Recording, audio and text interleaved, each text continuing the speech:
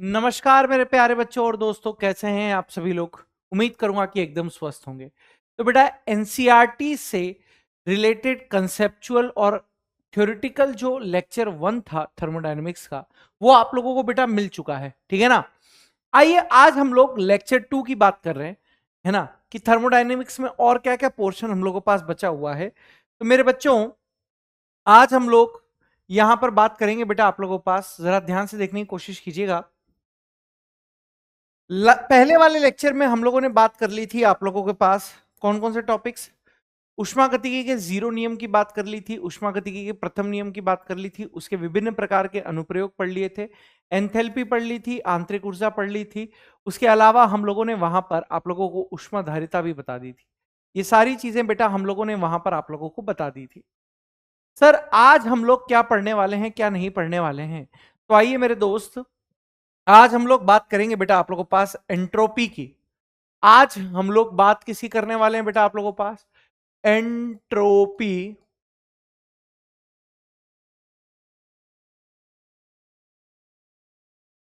Entropy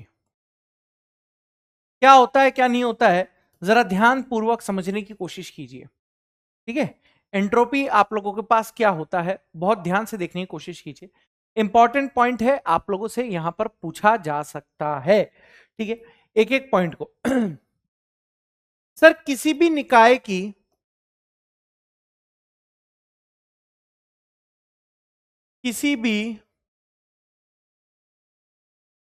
किसी भी निकाय की अव्यवस्था अव्यवस्था यानी डिसऑर्डरनेस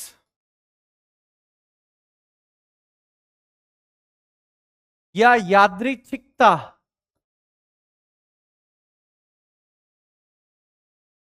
यानी रैंडमनेस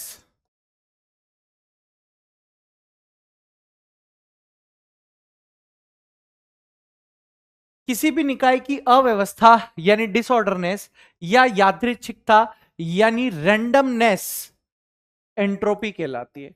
मतलब सिंपल सी परिभाषा अगर आप लोगों से बोलूं, तो जो भी अव्यवस्था निकाय के अंदर उत्पन्न हो रही है, वो सारी की सारी चीज बेटा आप लोगों के पास क्या कहलाएगी, बेटा एंट्रोपी यहां पर कहलाएगी। जैसे मान लीजिए कि आप स्टूडेंट हो और आपका कभी रिजल्ट आ जाए और आप अपना बेकार वाला रिजल्ट अपने पापा के सामने ले जाकर दे दो, तो आपके पिताजी आपके गाल पर झनझनाता हुआ एक रेपटा खींच देंगे।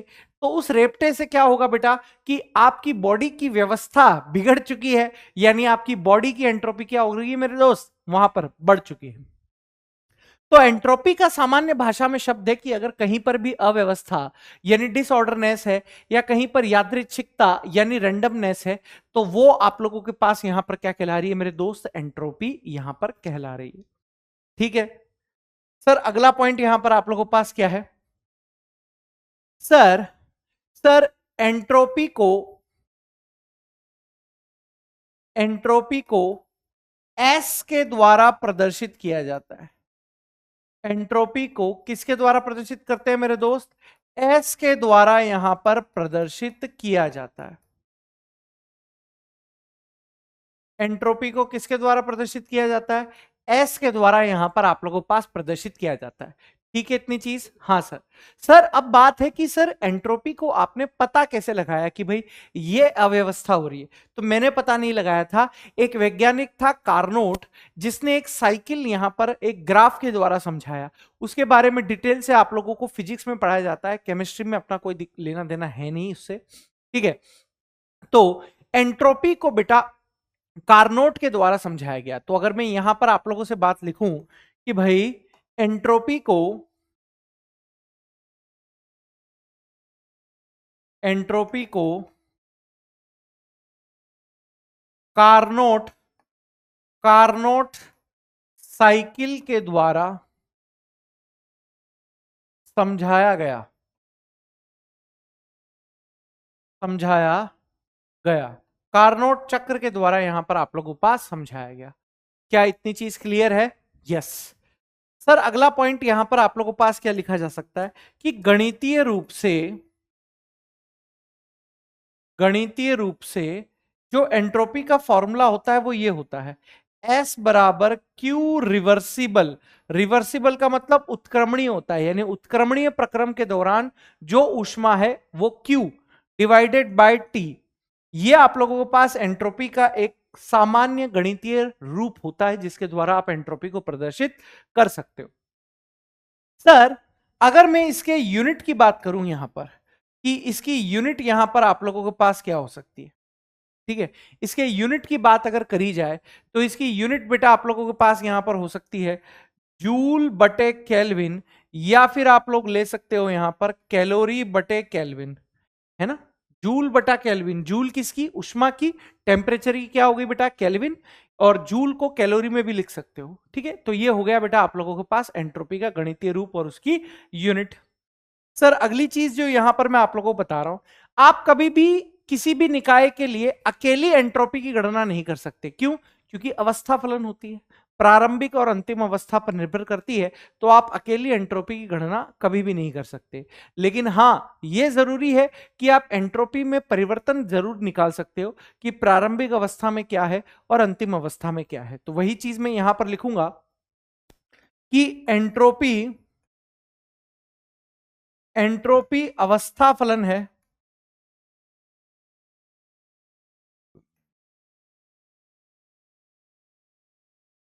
एंट्रोपी अवस्था फलन है, अतः एंट्रोपी अवस्था फलन है, अतः किसी निकाय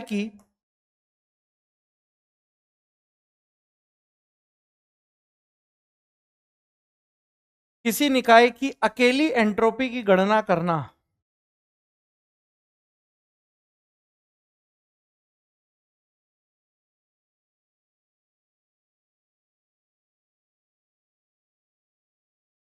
असंभव है।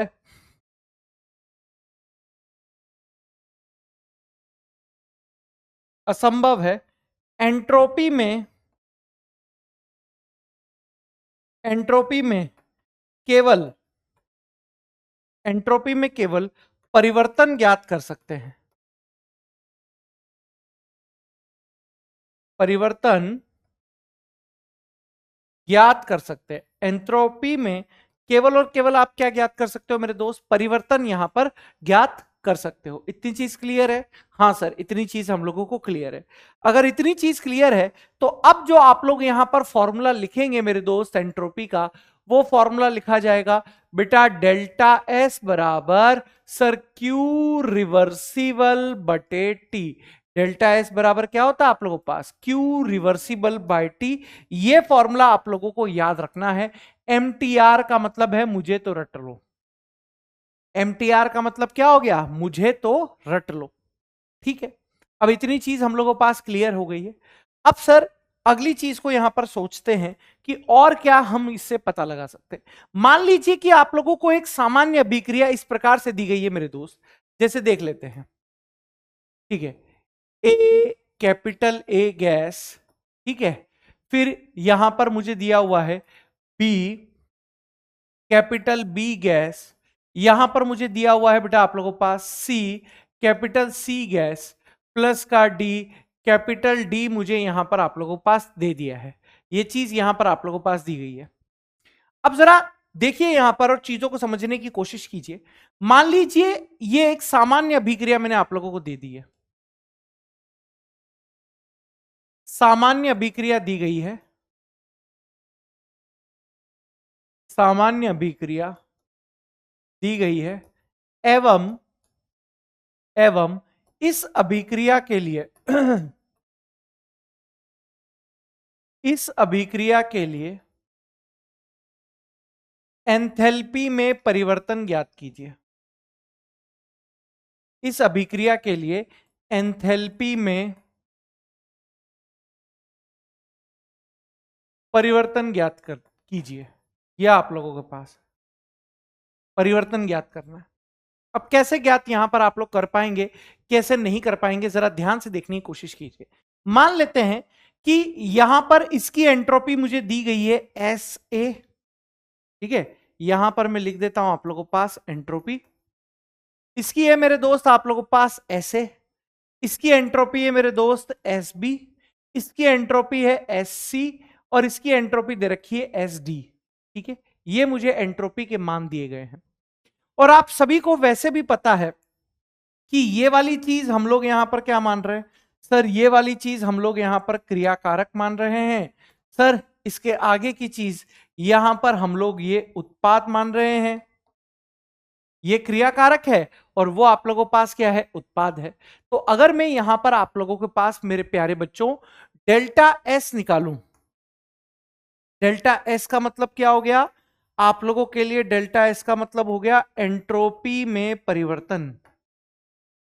डेल्टा एस का मतलब क्या हो गया आप लोगों के पास, सर एंट्रोपी में परिवर्तन अगर मैं निकालता हूं अर्थात डेल्टा एस, तो आप लोग लिखोगे उत्पाद की एंट्रोपी, उत्पाद की एंट्रोपी माइनस क्रियाकारक की एंट्रोपी,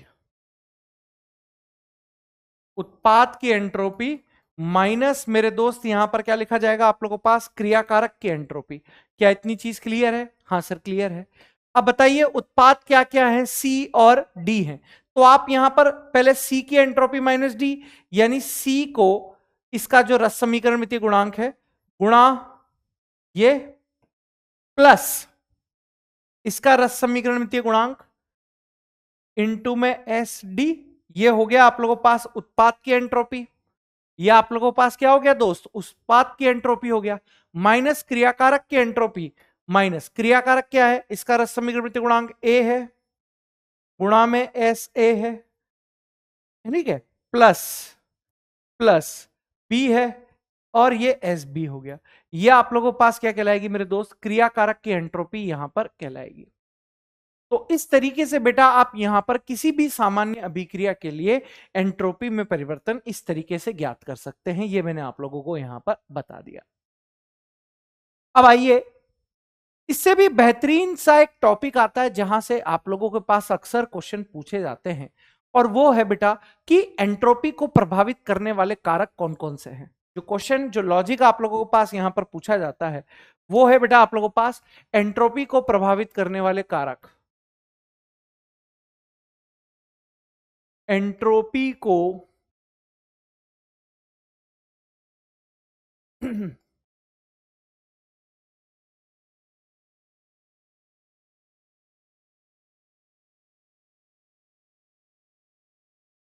एंट्रोपी को प्रभावित करने वाले कारक, factor affecting entropy, factor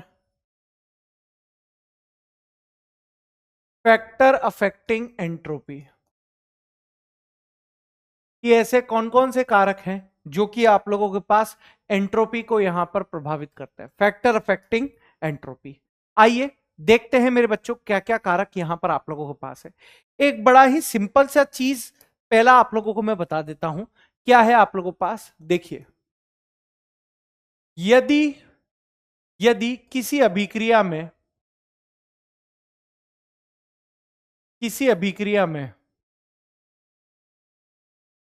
delta N G, delta N G का मतलब होता है बेटा गैसीय मोलों में अंतर, डेल्टा एनजी पॉजिटिव होगा तो डेल्टा एस भी आप लोगों के पास पॉजिटिव होगा, अर्थात एंट्रोपी बढ़ेगी, अर्थात एंट्रोपी बढ़ेगी। यह आप लोगों के पास पहली चीज है। ठीक है, गैसीय मोलों में अंतर अगर पॉजिटिव है, और गैसीय मोलों में अंतर कैसे निकालते हैं, एनपी माइनस एनआर से निकालते हैं। ठीक है, सेकंड पॉइंट यहां पर यही दूंगा मैं आप लोगों के पास कि यदि किसी अभिक्रिया में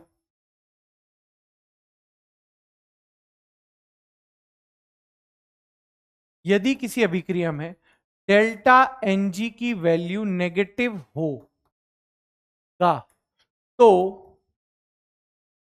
डेल्टा एस भी आप लोगों के पास क्या होगा बेटा, नेगेटिव होगा, अर्थात एंट्रोपी घटेगी, अर्थात एंट्रोपी यहां पर आप लोगों के पास क्या हो जाएगी मेरे दोस्त, घट जाएगी। इतनी चीज क्लियर है? हाँ सर।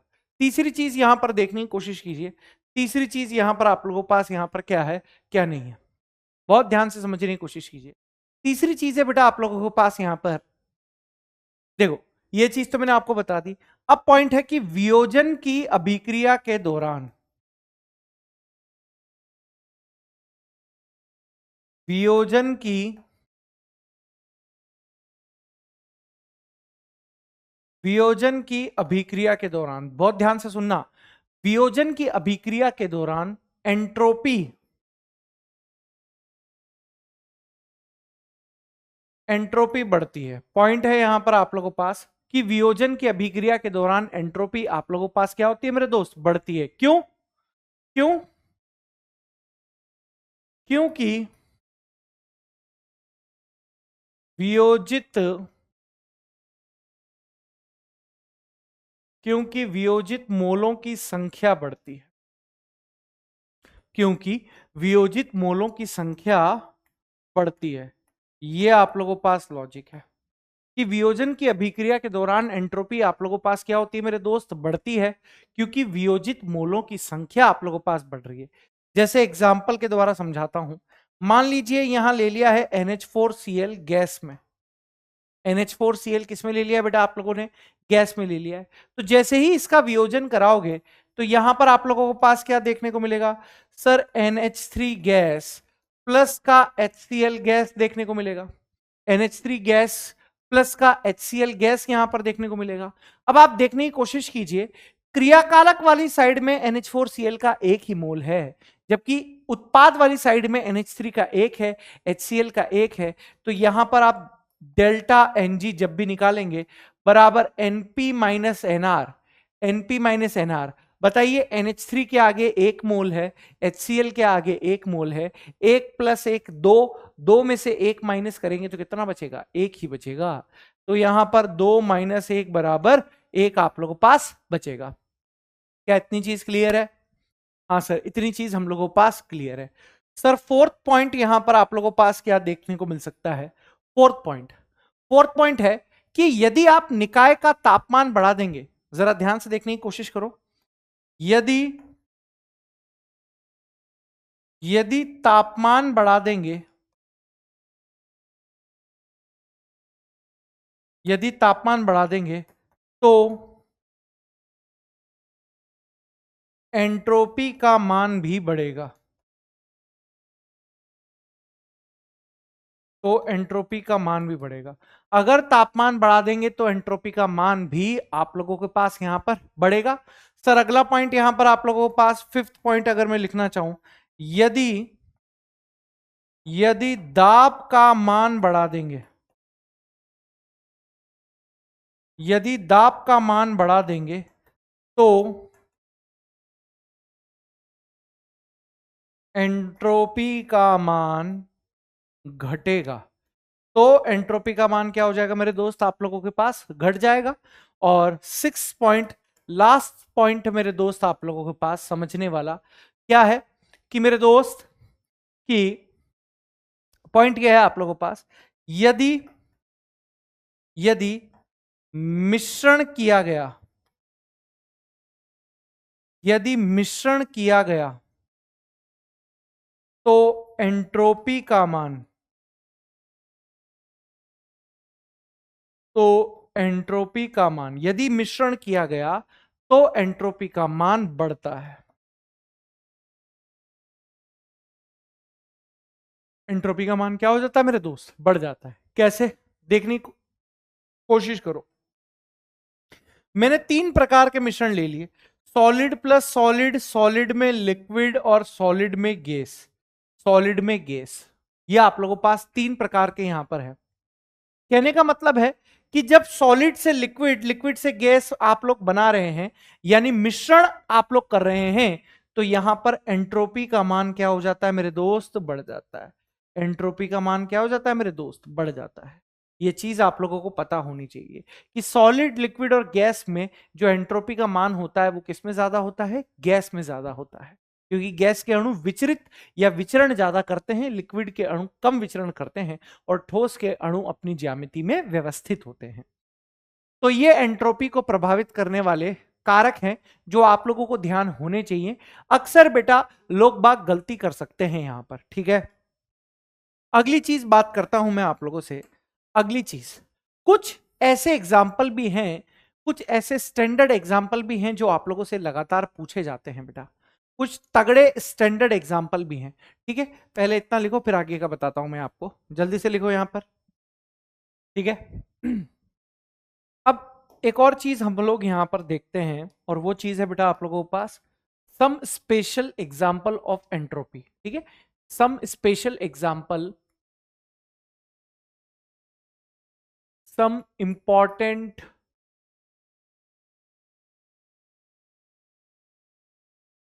Example of entropy. कुछ स्पेशल एग्जाम्पल हैं एंट्रोपी के, कुछ स्पेशल एग्जाम्पल है। जरा देखने की कोशिश करो क्या यहां पर आप लोगों के पास स्पेशल एग्जाम्पल हो सकते हैं। अगर मैं यहां पर बात करूं आप लोगों से फर्स्ट पॉइंट की मेरे बच्चों, तो फर्स्ट पॉइंट आप लोगों के पास ये है कि अगर मैं आप लोगों से बात करूं कि ग्रेफाइट,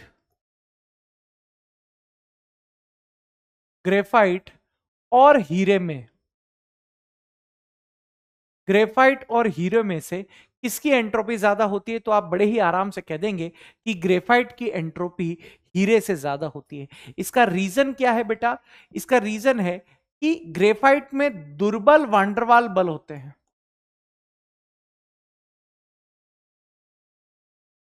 ग्रेफाइट में दुर्बल वांडरवाल बल होते हैं, है ना, जिसके कारण, जिसके कारण ग्रेफाइट की परतें,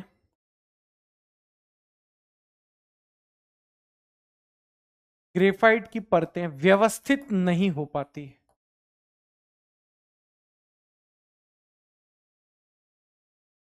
व्यवस्थित नहीं हो पाती है। ग्रेफाइट की परतें व्यवस्थित नहीं हो पाती, ठीक है। वहीं अगर मैं हीरे की बात करूं, तो हीरे में बेटा आप लोगों के पास प्रबल सहसंयोजी बल होते हैं,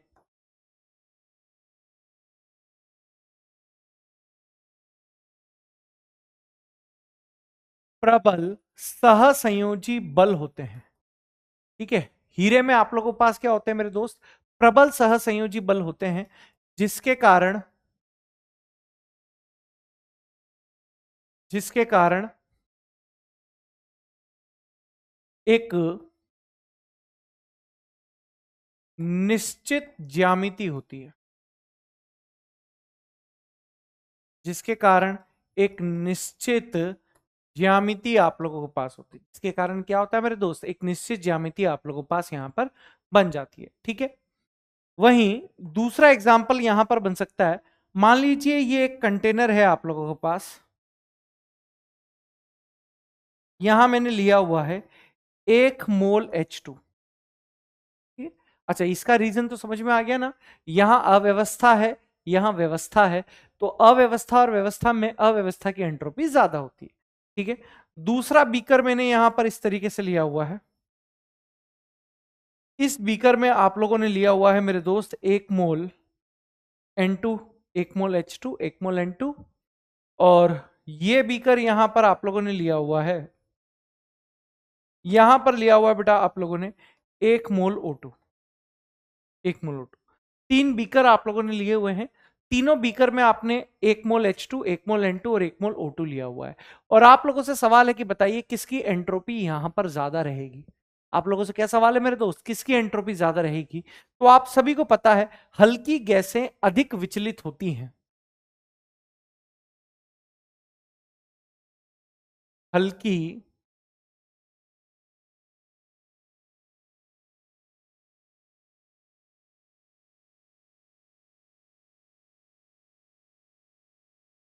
हल्की गैसें मेरे दोस्त आप लोगों के पास अधिक विचलित होती है।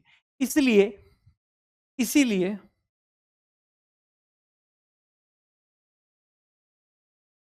हल्की गैस की,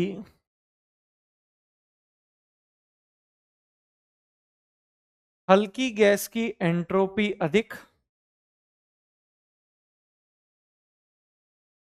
व भारी गैस की एंट्रोपी कम होती है। भारी गैस की एंट्रोपी क्या होती है मेरे दोस्त, आप लोगों के पास कम होती है। तो भाई सभी को पता है H2 का भार 2 ग्राम, N2 का भार आप लोगों के पास होता है 28 ग्राम और O2 का भार होता है 32 ग्राम। तो भारी कौन है, O2, तो एंट्रोपी कम होगी, उसके बाद N2 और उसके बाद H2। क्या इतनी चीज क्लियर है आप लोगों के पास? हाँ सर। अगली चीज देखिए, अगली चीज है यहां पर आप लोगों के पास है तीसरा एग्जाम्पल जो यहां पर मैं देना चाह रहा हूं, अवक्षेपीकरण के दौरान, अवक्षेपीकरण के दौरान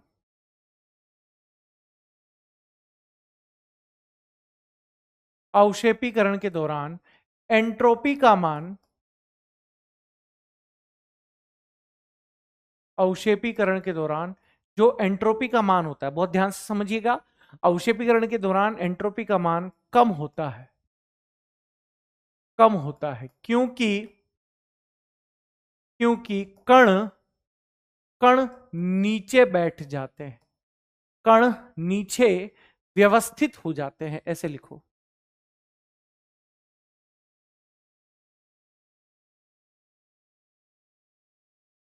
कण नीचे की तरफ क्या हो जाते हैं बेटा आप लोगों के पास, व्यवस्थित यहां पर हो जाते हैं।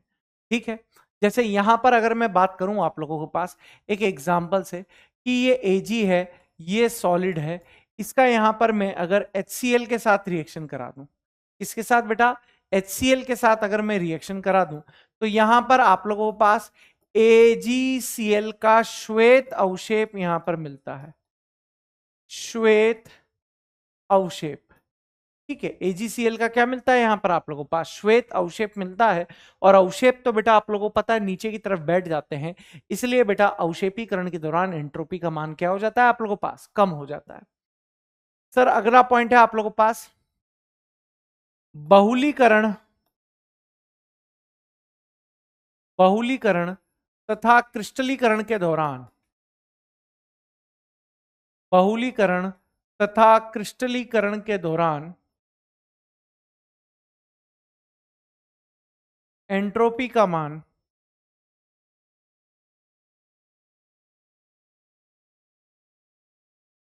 बहुलीकरण तथा क्रिस्टलीकरण के दौरान एंट्रोपी का मान कम हो जाता है। एंट्रोपी का मान क्या हो जाता है मेरे दोस्त आप लोगों के पास, यहां पर कम हो जाता है। ठीक है, फिफ्थ पॉइंट, फिफ्थ पॉइंट यहां पर जो आप लोगों के पास बन सकता है वो फिफ्थ पॉइंट क्या है कि रबर बैंड को खींचने पर, ठीक है, फिफ्थ पॉइंट यहां पर आप लोगों को क्या दे सकता हूं मैं, रबर बैंड को खींचने पर,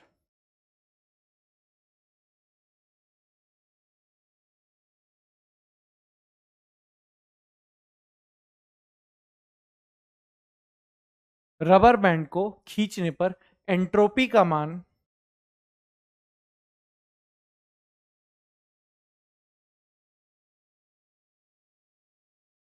बढ़ता है, एंट्रोपी का मान क्या हो जाता है मेरे दोस्त आप लोगों के पास, बढ़ जाता है।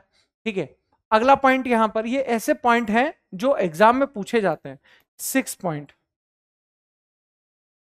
अंडे को उबालने पर, बड़ा ही फेमस है ये आप लोगों के पास, अंडे को उबालने पर, अंडे को उबालने पर अंडे में उपस्थित, अंडे में उपस्थित प्रोटीन का विकृतीकरण हो जाता है, खराब हो जाता है। क्या लाइन लिखी है मैंने आप लोगों के पास कि अंडे को उबालने पर अंडे में उपस्थित प्रोटीन का विकृतीकरण हो जाता है, जिससे जिससे जिससे एंट्रोपी का मान आप लोगों के पास बढ़ जाता है, जिससे एंट्रोपी का मान आप लोगों के लिए क्या हो जाता है मेरे दोस्त, बढ़ जाता है। तो ये कुछ फेमस एग्जाम्पल हैं जो आप लोगों के लिए बेटा यहां पर एग्जाम में पूछे जाते हैं। तो ये मैंने आप लोगों को यहां पर सारी चीज बता दी। ठीक है, अब इसके बाद आता है बेटा विभिन्न प्रक्रमों के लिए एंट्रोपी का मान, या विभिन्न अवस्था परिवर्तनों के लिए एंट्रोपी की गणना। यहां पर हेडिंग आप लिख सकते हो, अवस्था परिवर्तन के लिए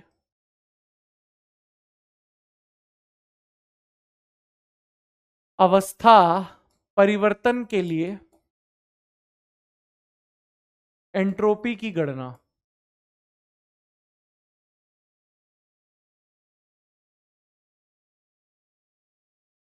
अवस्था परिवर्तन के लिए एंट्रोपी की गणना। Calculation of entropy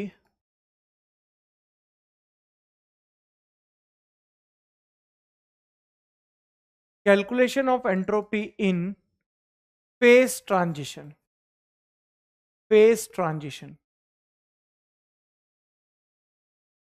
phase transition. Calculation of entropy in phase transition. क्या रहेगा क्या नहीं रहेगा, जरा यहां पर ध्यान से देखने की कोशिश करो।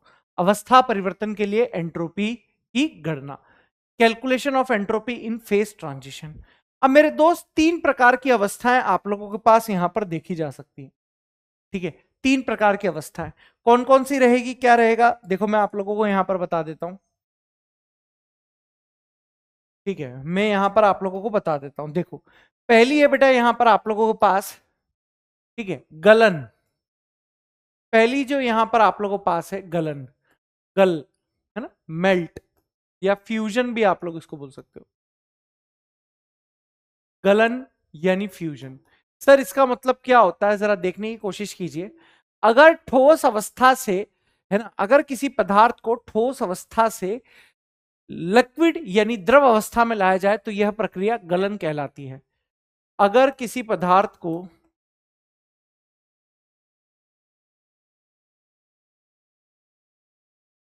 अगर किसी पदार्थ को ठोस अवस्था से अगर किसी पदार्थ को ठोस अवस्था से द्रव अवस्था में लाया जाए,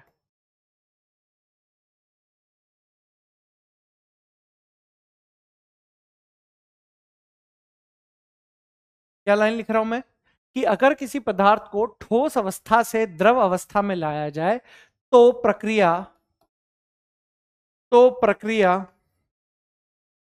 गलन कहलाती है।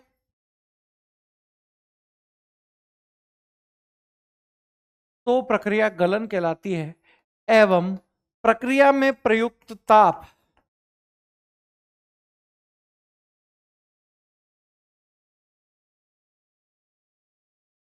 गलन ताप कहलाता है। प्रक्रिया में प्रयुक्त ताप गलन ताप कहलाता है। यह आप लोगों के पास यहां पर पॉइंट है। यह आप लोगों के पास पॉइंट है कि अगर किसी पदार्थ को ठोस अवस्था से द्रव अवस्था में लाया जाए तो प्रक्रिया गलन कहलाती है एवं इस प्रक्रिया में प्रयुक्त ताप गलन ताप यहां पर कहलाता है।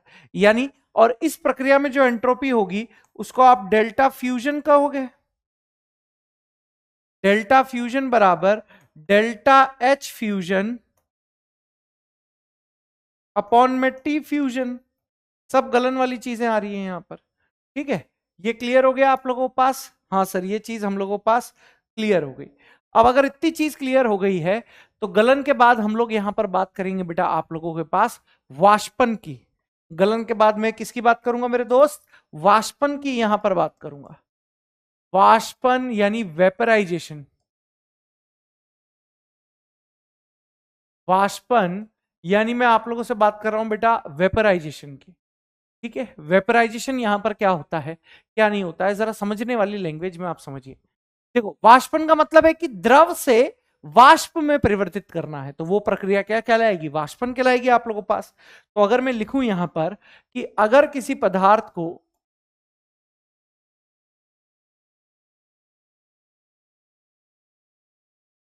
है ना, अगर किसी पदार्थ को द्रव अवस्था से अगर किसी पदार्थ को द्रव अवस्था से वाष्प अवस्था में परिवर्तित किया जाए,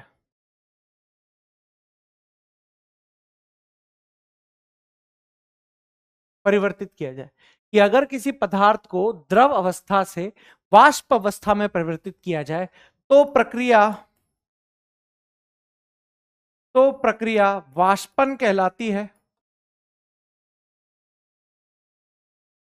तो प्रक्रिया वाष्पन कहलाती है एवं प्रक्रिया में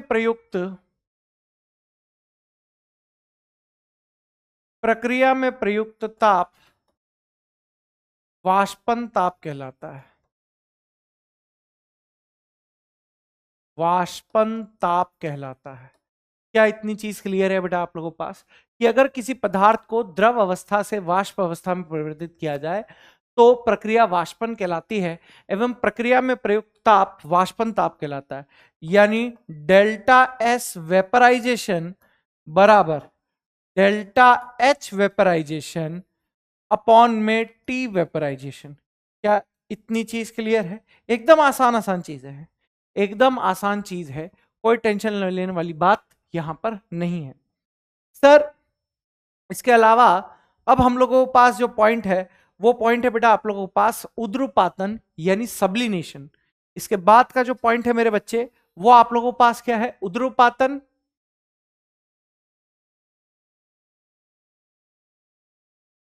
सब्लिनेशन। उद्रोपातन यानी सब्लिनेशन के बारे में क्या कहना चाहते हैं आप? तो जरा ध्यान से देखने की कोशिश कीजिए। बड़ा ही सिंपल सी चीज है कि अगर किसी पदार्थ को ठोस अवस्था से डायरेक्ट गैस अवस्था में अगर आप लोगों को परिवर्तित करना है तो यह प्रक्रिया उद्रोपातन कहलाएगी यानी सब्लिनेशन कहलाएगी। सिंपल सी चीज है। तो यहां पर लिख दीजिए आप, अगर पदार्थ को अगर पदार्थ को ठोस अवस्था से अगर पदार्थ को ठोस अवस्था से सीधे ही अगर पदार्थ को ठोस अवस्था से सीधे ही गैस अवस्था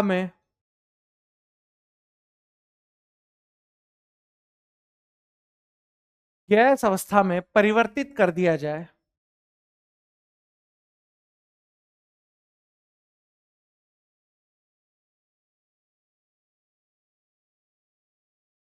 तो प्रक्रिया उद्रवपातन यानी सब्लिनेशन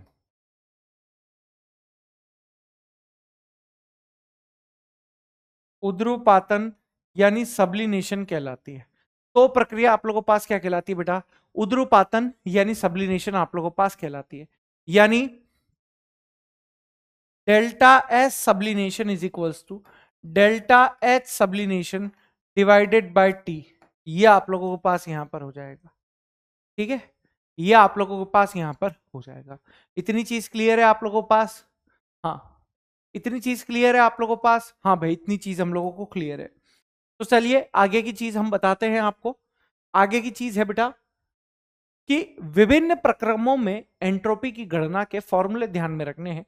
डेरिवेशन में बैचेस में कराता हूं, लेकिन यहां पर संभव नहीं है कि पूरा डेरिवेशन आप लोगों को कराया जाए, क्योंकि ये एक तरीके से क्विक रिवीजन सीरीज है आप लोगों के लिए, है ना, कि आप लोगों को एनसीईआरटी में जो इंपॉर्टेंट चीज है, जो इंपॉर्टेंट कंसेप्ट है, जो इंपॉर्टेंट फॉर्मूले हैं, वो सारे के सारे यहां पर करा दिए जाएं। तो डेरिवेशन के चक्कर में यहां पर नहीं पढ़ूंगा, ठीक है, लेकिन मेन बैचेस के अंदर ये सारे डेरिवेशन मैंने कराए हुए हैं। अगर आपको देखने हैं तो आप वहां पर जाकर देख सकते हैं। चलिए, तो अगली हेडिंग हम लोगों के पास यहां पर क्या रहने वाली है? अगली हेडिंग है मेरे दोस्त आप लोगों के पास कि भाई अगली हेडिंग जो रहने वाली है वो है हम लोगों के पास विभिन्न प्रक्रमों में विभिन्न प्रक्रमों में एंट्रोपी की गणना। विभिन्न प्रक्रमों में एंट्रोपी की गणना। Entropy calculation entropy entropy calculation in different process. Entropy calculation in different process, ये आप लोगों के पास हेडिंग है। आइए देखते हैं क्या क्या यहां पर आप लोगों के पास रहेगा, क्या नहीं रहेगा। ठीक है, तो पहली जो आप लोगों के पास यहां पर प्रोसेस है, वो पहला प्रोसेस मैं आप लोगों को लिख दे रहा हूं। पहला प्रोसेस आप लोगों के पास है उत्क्रमणीय उत्क्रमणीय समतापीय प्रक्रम में एंट्रोपी की गणना।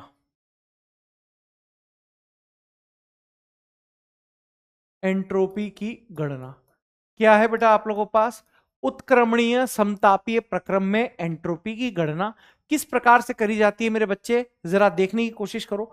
सीधा फॉर्मूला आप ध्यान में रखिए, डेल्टा एस बराबर 2.303 N R log base 10 V2 by V1, या फिर एक और फॉर्मूला है डेल्टा एस बराबर 2.303 N R log base 10 P1 by P2। P1 by P2 ये आप लोगों के पास क्या हो गया मेरे दोस्त कि उत्क्रमणीय समतापीय प्रक्रम में एंट्रोपी की गणना का फॉर्मूला आप लोगों के पास यहां पर आ गया है। क्या इतनी चीज क्लियर है मेरे बच्चों? आप लोगों को फॉर्मूला ध्यान में रखिए, डेरिवेशन का वैसे भी कोई अर्थ नहीं है, ठीक है। बी पॉइंट जो आप लोगों के पास है वो है मेरे दोस्त उत्क्रमणीय समतापीय। अच्छा, आपके दिमाग में यह आ रहा होगा सर आप उत्क्रमणीय को क्यों बोल रहे हो यार? कार्नोट साइकिल हमेशा उत्क्रमणीय के लिए ही होता है, अनुत्क्रमणीय के लिए नहीं होता है, इसीलिए यहां पर उत्क्रमणीय शब्द का प्रयोग आ रहा है, ठीक है। तो जो बी पॉइंट है बेटा आप लोगों के पास वो यहां पर दिया गया है, उत्क्रमणीय। उत्क्रमणीय बी पॉइंट जो है वो क्या है आप लोगों के पास? उत्क्रमणीय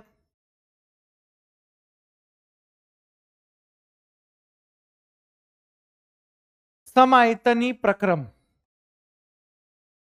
में एंट्रोपी की गणना।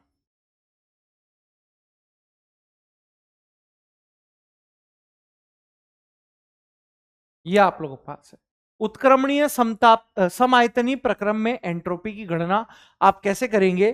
तो ये लीजिए मेरे दोस्त, सिंपल सा फॉर्मूला यहां पर, डेल्टा एस बराबर 2.303 एनसीवी, है ना, 2.303 एनसीवी लॉग बेस 10, यहां पर T2 बाय T1 आप लोगों के पास हो जाएगा, log base 10 T2 bye T1, ठीक है।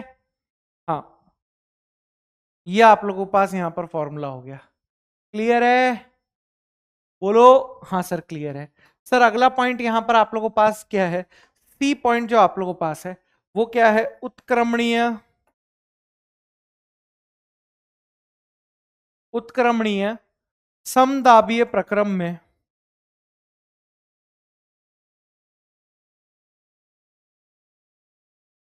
उत्क्रमणीय समदाबीय प्रक्रम में जो एंट्रोपी होती है उसकी गणना कैसे करोगे? उत्क्रमणीय समदाबीय प्रक्रम में एंट्रोपी की गणना आप किस प्रकार से करोगे, जरा आइए देख लेते हैं यहां पर, ठीक है।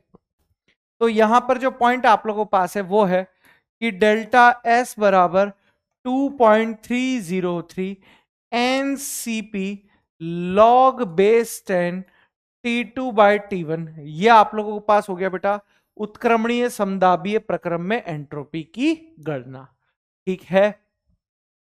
ठीक है, लास्ट डी पॉइंट आप लोगों के पास यहां पर हो गया है। लास्ट डी पॉइंट जो आप लोगों के पास है वो है मेरे दोस्त कि उत्क्रमणीय उत्क्रमणीय रुद्धोष्म प्रक्रम में कैसे होगा, यहां पर देखने की कोशिश करो। डी पॉइंट है उत्क्रमणीय उत्क्रमणीय रुद्धोष्म प्रक्रम की एंट्रोपी।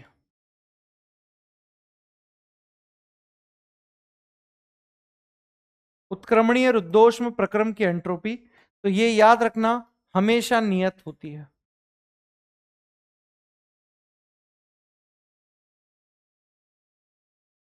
हमेशा नियत होती है। क्या रहती है मेरे दोस्त आप लोगों के पास? हमेशा नियत रहती है। क्लियर? सारी चीजें क्लियर है? सारी चीजें क्लियर है मेरे दोस्तों? यस। तो ये सारी की सारी बात आप लोगों के पास यहां पर किसकी हो गई है बेटा? एंट्रोपी की यहां पर आप लोगों के पास हो रही है।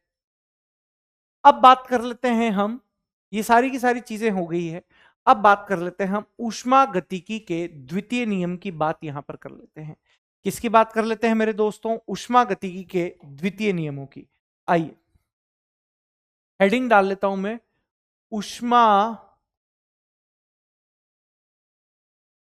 ऊष्मागतिकी का द्वितीय नियम।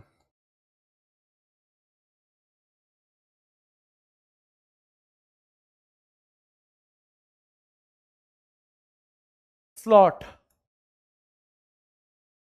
ऊष्मागतिकी का द्वितीय नियम यानी स्लॉट। ये स्लॉट क्या होता है, क्या नहीं होता है, आइए शांति के साथ, धैर्य के साथ समझने की कोशिश करते हैं। अगर मैं ऊष्मागतिकी के द्वितीय नियम के बारे में बोलूं तो ये आप लोगों को पता है कि यह नियम ऊष्मा के प्रवाह के बारे में जानकारी देता है। तो यहां पर पॉइंट आप लोगों के पास क्या है? यह नियम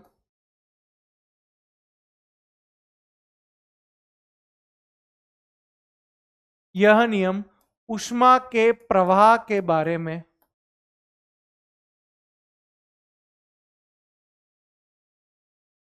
जानकारी देता है।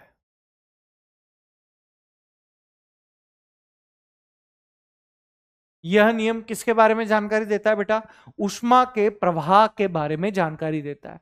और इस नियम में क्या बताया जा रहा है, जरा बताने की कोशिश कीजिए। तो आप यहां पर लिखेंगे बड़े ही आराम से कि सभी स्वतः प्रक्रम, या ऐसे लिखिए, सभी अनुत्क्रमणीय प्रक्रमों की वजह से,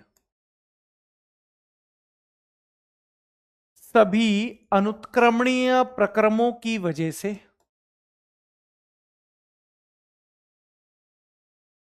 पॉइंट समझना, सभी अनुत्क्रमणीय प्रक्रमों के कारण यूनिवर्स की एंट्रोपी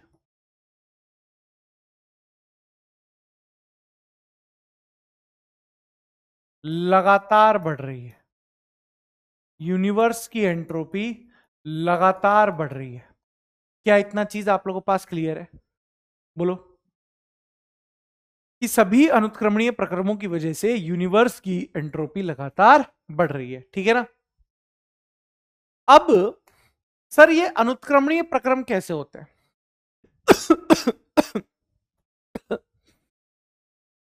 तो जितने भी स्वतः प्रक्रम है, जैसे झील से पानी का गिरना, आकाश से बरसात का होना, ठीक है, पेड़ पौधे से पत्तियों का गिरना, जितने भी स्वतः प्रक्रम हैं ये सारे के सारे क्या होते हैं मेरे दोस्त?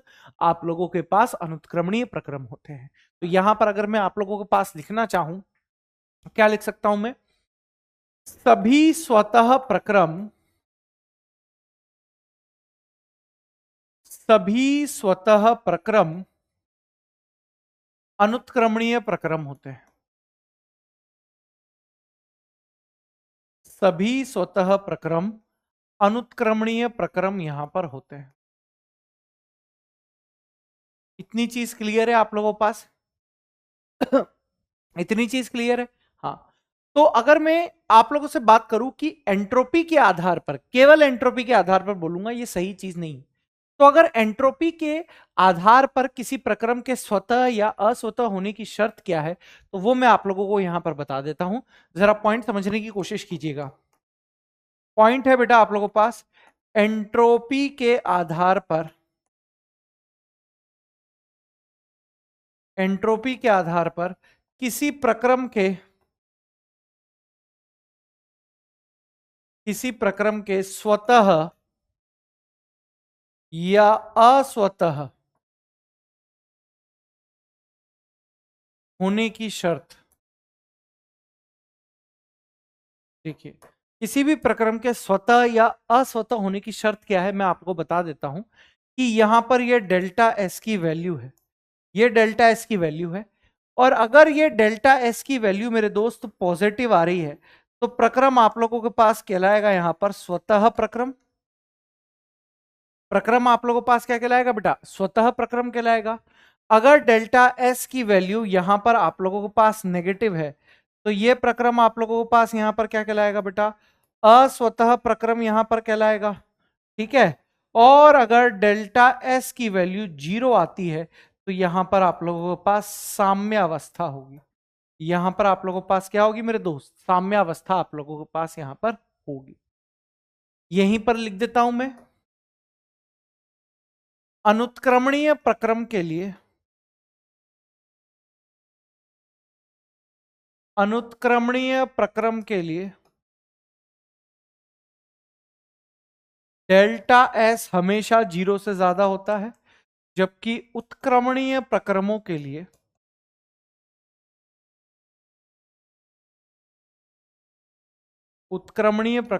लिए जो डेल्टा एस होता है उसका मान कितना होता है मेरे दोस्त? शून्य होता है। डेल्टा एस का मान कितना होता है मेरे दोस्त आप लोगों के पास? शून्य होता है। तो ये सारी की सारी चीजें आप लोगों की कौन से नियम की हो गई है मेरे दोस्त? उष्मागतिकी के द्वितीय नियम की यहां पर चीजें हो चुकी है। किसकी हो चुकी है? उष्मागतिकी के द्वितीय नियम की। आइए अब आगे की बात करते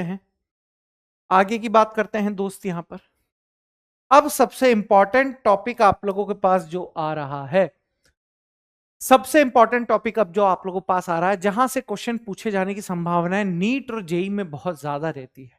ठीक है, जहां से क्वेश्चन पूछे जाने की संभावनाएं नीट और जेई में सबसे ज्यादा रहती है। आइए वो सारी चीजें मैं आप लोगों को यहां पर बता देता हूं, देखने की कोशिश कीजिए। हेडिंग है बेटा आप लोगों के पास गिब्स मुक्त ऊर्जा, गिब्स फ्री एनर्जी।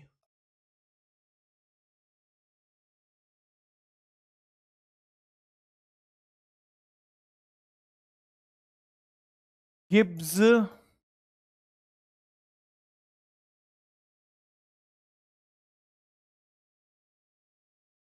गिब्स मुक्त ऊर्जा, गिब्स फ्री एनर्जी। ठीक है, इसको विलियम जी गिब्स ने यहां पर खोजा था, है ना? विलियम जी गिब्स ने इसको यहां पर खोजा था, तो उसी के आधार पर ये यहां पर है। ठीक है, आओ यहां पर डेफिनेशन क्या है आप लोगों के पास, क्या डेफिनेशन हो सकती है, जरा आप देखने की कोशिश कीजिएगा कि निकाय में संग्रहित ऊर्जा का वह रूप जिसे आप उपयोगी कार्य में खर्च कर सकते हैं, गिब्स मुक्त ऊर्जा कहलाता है। क्या लाइन बोली मैंने आप लोगों के पास, जरा समझने की कोशिश कीजिए। निकाय में संग्रहित ऊर्जा का ऐसा रूप जिसे आप उपयोगी कार्य में खर्च कर सकते हैं, गिब्स मुक्त ऊर्जा यहां पर कहलाता है। तो अगर मैं लिखूं यहां पर आप लोगों के पास, तो क्या लिख सकता हूं? निकाय में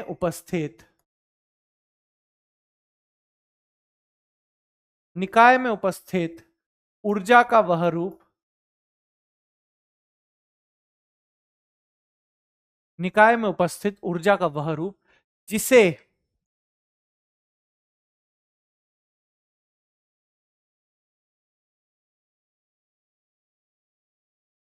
जिसे उपयोगी कार्य में खर्च किया जाता है, जिसे उपयोगी कार्य में खर्च किया जाता है, गिब्स मुक्त ऊर्जा कहलाती है।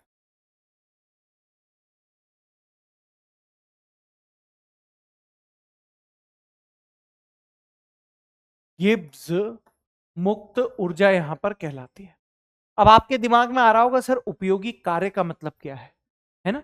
अब आपके दिमाग में सिंपल सी चीज आ रही होगी कि सर ये उपयोगी कार्य का मतलब क्या होता है, जरा देखने की कोशिश करो। उपयोगी कार्य यहां पर हो सकते हैं सेल का विद्युत वाहक बल, सेल का विद्युत वाहक बल हो सकता है, या साम्यावस्था प्राप्त करना, साम्यावस्था प्राप्त करना।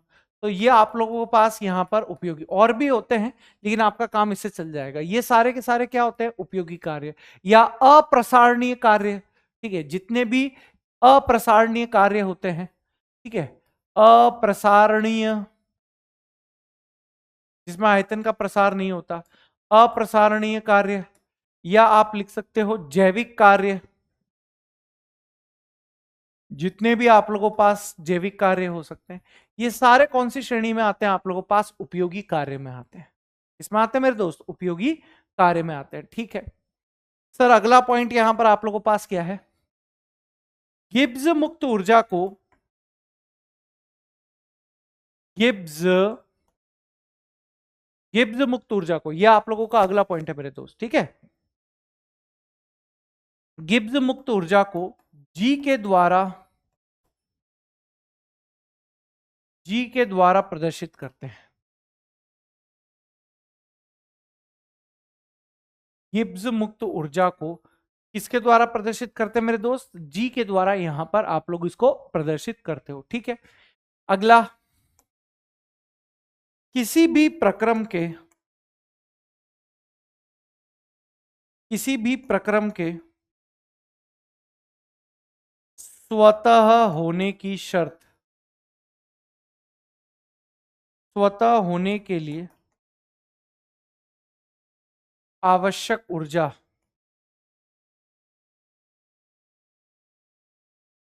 गिब्स मुक्त ऊर्जा कहलाती है, गिब्स फ्री एनर्जी कहलाती है। ठीक है, ये पॉइंट क्लियर है? हाँ सर, अगला पॉइंट यहां पर आप लोग क्या बता सकते हो मेरे दोस्त? जरा देखने की कोशिश कीजिए कि नियत ताप तथा नियत दाब पर किसी प्रक्रम के स्वतः होने की आवश्यकता है, आवश्यकता है। ठीक है, ये पॉइंट्स हैं इसके, या ऐसे लिख सकता हूं, समतापी समतापी तथा समदाबी प्रक्रम तब तक चलते हैं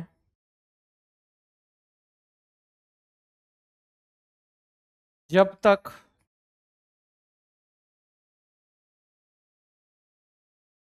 इनकी ऊर्जा न्यूनतम ना हो, जब तक इनकी ऊर्जा न्यूनतम ना हो तब तक यहां पर चलते रहते हैं। ठीक है, क्लियर है पॉइंट? हाँ सर। सर इसके अगले का पॉइंट क्या है? गिब्स मुक्त ऊर्जा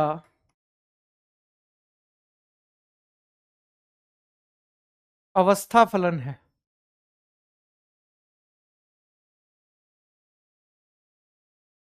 गिब्स मुक्त ऊर्जा अवस्था फलन है, अतः अतः इसमें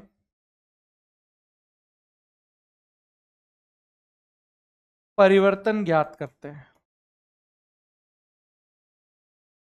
इसमें क्या ज्ञात किया जाता है मेरे दोस्त? परिवर्तन यहां पर ज्ञात किया जाता है। ठीक है,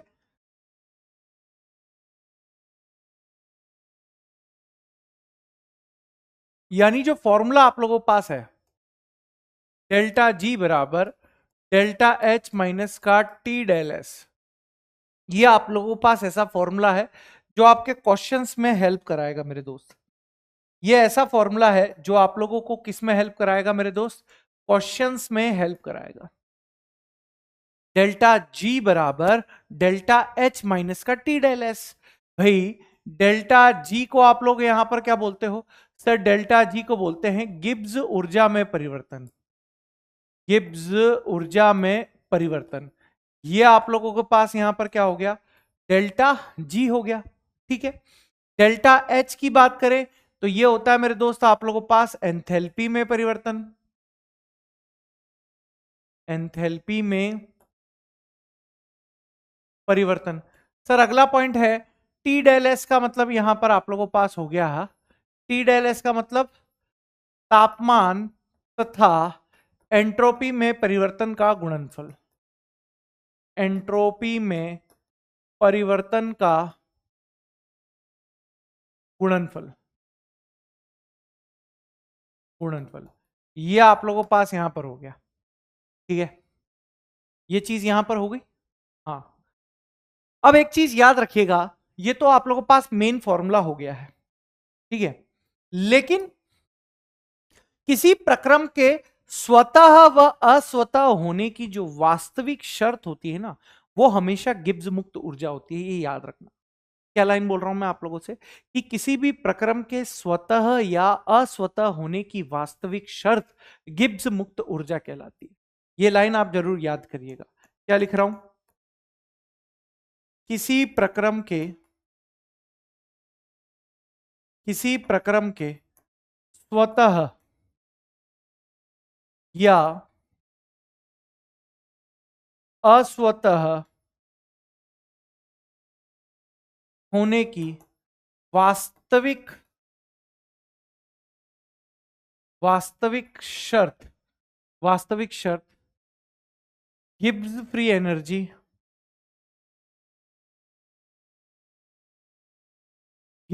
एनर्जी कहलाती है। क्या कहलाती है मेरे दोस्त? गिब्स फ्री एनर्जी आप लोगों के पास कहलाती है, किसी भी प्रक्रम के स्वतः या अस्वतः होने की वास्तविक शर्त। ठीक है, जैसे अगर मैं बात करूं यहां पर, वही सिंपल सी चीज है कि डेल्टा जी है। यदि डेल्टा जी का मान नेगेटिव आ जाए तो प्रक्रम आप लोगों के पास कैसा होगा? प्रक्रम स्वतः होगा। प्रक्रम कैसा होगा मेरे दोस्त? आप लोगों के पास स्वतः होगा।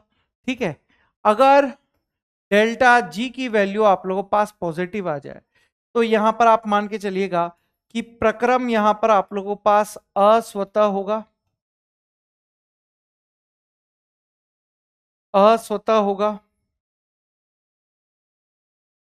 और अगर कहीं पर डेल्टा जी का मान 0 आ जाए तो डेल्टा एच बराबर टी डेल एस होगा, यानी प्रक्रम में साम्यावस्था होगी।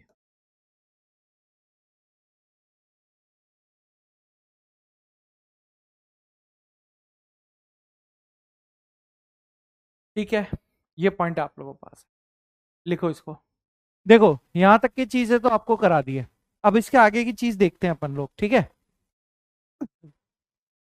अब इसके आगे की चीज है बेटा आप लोगों के पास यहां पर। ठीक है, एक टेबल है जो आप लोगों को पता होनी चाहिए, और गिब्स मुक्त ऊर्जा के विभिन्न चीजें बेटा आप लोगों को पता होनी चाहिए। ठीक है, तो मैं एक टेबल आप लोगों के लिए यहां पर बनवा देता हूं मेरे दोस्तों, देखने की कोशिश करना।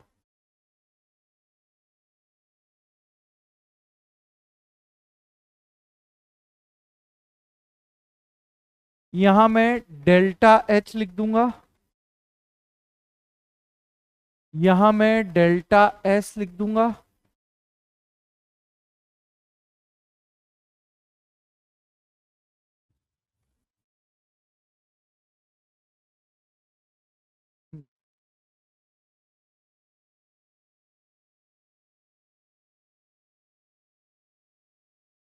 देखो यहां मैं डेल्टा एच लिख रहा हूं, यहां मैं डेल्टा एस लिख रहा हूं, यहां पर डेल्टा जी बराबर delta H minus T del S लिख रहा हूं फॉर्मूला। ठीक है, ये चीज आप लोगों के पास है। और यहां पर रिमार्क्स लिख रहा हूं कि भैया कोई इंपॉर्टेंट चीज यहां पर आप लोगों के पास रहे, रिमार्क्स यहां पर आप लोगों के पास। ठीक है, अब जरा देखने की कोशिश कीजिए। मान लेते हैं कि भैया हम लोगों के पास डेल्टा एच का मान आप लोगों के पास पॉजिटिव हो, डेल्टा एच का मान आप लोगों के पास, ये पहले मान लेते हैं नेगेटिव हो। पहले क्या मान लेते हैं दोस्त? नेगेटिव हो। और यहां पर आप लोगों के पास डेल्टा एस का मान पॉजिटिव हो, तो स्वाभाविक बात है कि डेल्टा एच नेगेटिव है और यहां पर टी डेल एस पॉजिटिव है, तो आप लोगों के पास यहां पर क्या होगा? देखो पॉजिटिव है, नेगेटिव है, तो ये आप लोगों के पास नेगेटिव हो जाएगा। समझ में आ रही कि नहीं आ रही इतनी बात? यहां ये नेगेटिव और यहां पर आप लोगों के पास ये पॉजिटिव होगा, ये नेगेटिव नेगेटिव, तो ओवरऑल वैल्यू आप लोगों के पास क्या रहेगी बेटा? नेगेटिव ही रहेगी। ठीक है, तो यहां पर आप लोगों के पास रिमार्क्स होगा कि ऐसा प्रक्रम सभी तापों पर स्वतः होगा, सभी ताप पर स्वतः प्रक्रम होगा, सभी ताप पर कैसा होगा बेटा? आप लोगों के पास स्वतः प्रक्रम यहां पर होगा। ठीक है, ये पहली कंडीशन जो आप लोगों के पास यहां पर देखी जा सकती है। सर इसके आगे की कंडीशन देखने की जरा कोशिश कीजिए। सर अगर मैं यहां पर आप लोगों से बात करूं कि सर यहां पर आप लोगों के पास आ जाए, अब ये पॉजिटिव आ जाए, ठीक है, यहां पर पॉजिटिव आ जाए आप लोगों के पास, और यहां पर ये आप लोगों के पास हो जाए बेटा नेगेटिव, डेल्टा एस आप लोगों के पास यहां पर कैसा हो जाए बेटा? नेगेटिव हो जाए, तो यहां पर आप लोगों के पास देखने की कोशिश कीजिए, डेल्टा एच पॉजिटिव है और डेल्टा एस नेगेटिव है, नेगेटिव नेगेटिव पॉजिटिव, तो ओवरऑल यहां पर डेल्टा जी की वैल्यू आप लोगों के पास पॉजिटिव आएगी और यहां पर ये सभी ताप पर अस्वतः आप लोगों के पास होगा। क्या होगा मेरे दोस्त आप लोगों के पास? सभी ताप पर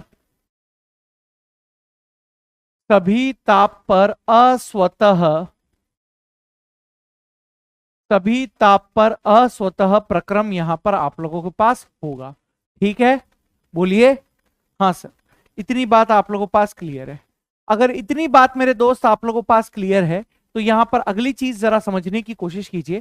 सर यहां पर अगला केस आप लोगों के पास है कि ये भी नेगेटिव है और ये भी नेगेटिव है, दोनों ही चीज आप लोगों के पास यहां पर क्या हो गई है मेरे दोस्त? नेगेटिव हो गई है। लेकिन याद रखना कंडीशन यह है कि डेल्टा एच का मान टी डेल एस से ज्यादा रहना चाहिए, यानी डेल्टा एच की negative value T del H से ज्यादा रहनी चाहिए, तब जाकर आप लोगों के पास यहां पर ओवरऑल वैल्यू क्या आएगी बेटा? नेगेटिव आएगी। तब जाकर ओवरऑल वैल्यू यहां पर नेगेटिव आएगी और यहां पर लिखा जाएगा लो टेम्परेचर पर स्वतः प्रक्रम। लो टेम्परेचर पर क्या होगा आप लोगों के पास? स्वतः प्रक्रम यहां पर देखा जाएगा। ठीक है सर, इसके आगे की बात यहां पर हम लोग करते हैं। सर इसके आगे की बात यहां पर करते हैं कि सर अगर ऐसा हो जाए कि सर यहां पर ये नेगेटिव हो, ये यहां पर आप लोगों के पास नेगेटिव हो, ये भी यहां पर आप लोगों के पास नेगेटिव हो, लेकिन इस बार केस उल्टा हो जाए, डेल्टा एच का मान टी डेल एस से कम हो जाए, तो ये वैल्यू आप लोगों के पास क्या आ जाएगी बेटा? पॉजिटिव आ जाएगी। ये वैल्यू किसमें आ जाएगी बेटा? आप लोगों के पास पॉजिटिव हो जाएगी। और ये यहां पर आप लोगों के पास क्या होगा? Sir high temperature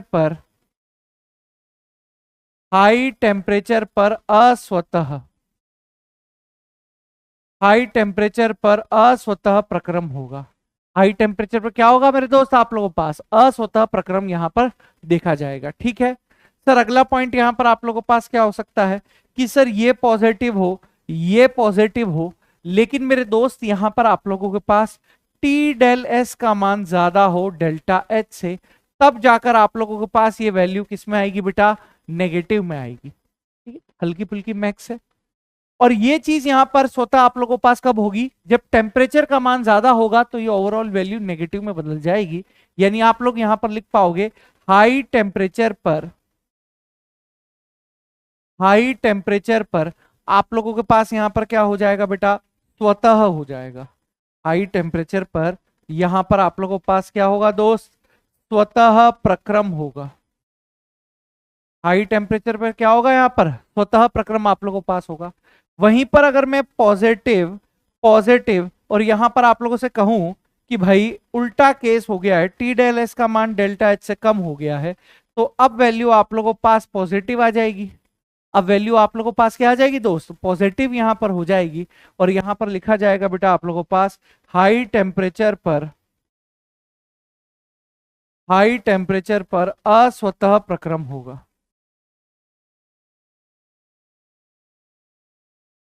high temperature पर क्या होगा मेरे दोस्त आप लोगों के पास? अस्वतः प्रक्रम यहां पर होगा।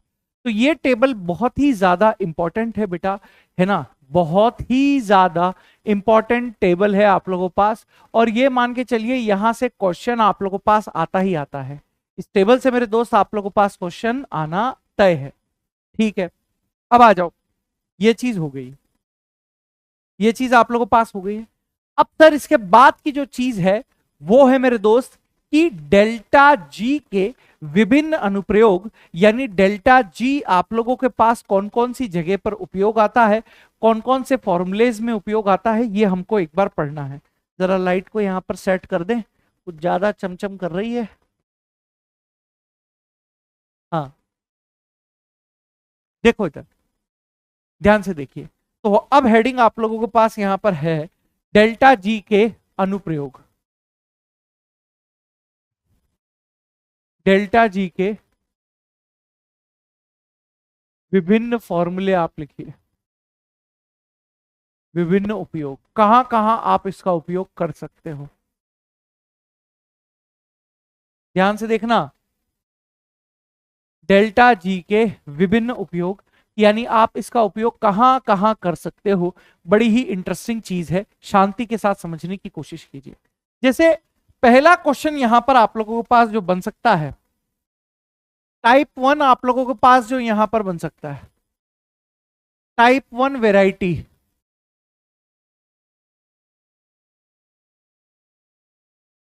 टाइप 1 वेराइटी का जो क्वेश्चन आप लोगों के पास यहां पर बनेगा वो रहेगा कि कौन किसका फलन है और किसका मान यहां पर ज्यादा रहेगा। ठीक है, फलन पर आधारित क्वेश्चन पूछे जाते हैं, फलन पर आधारित क्वेश्चन।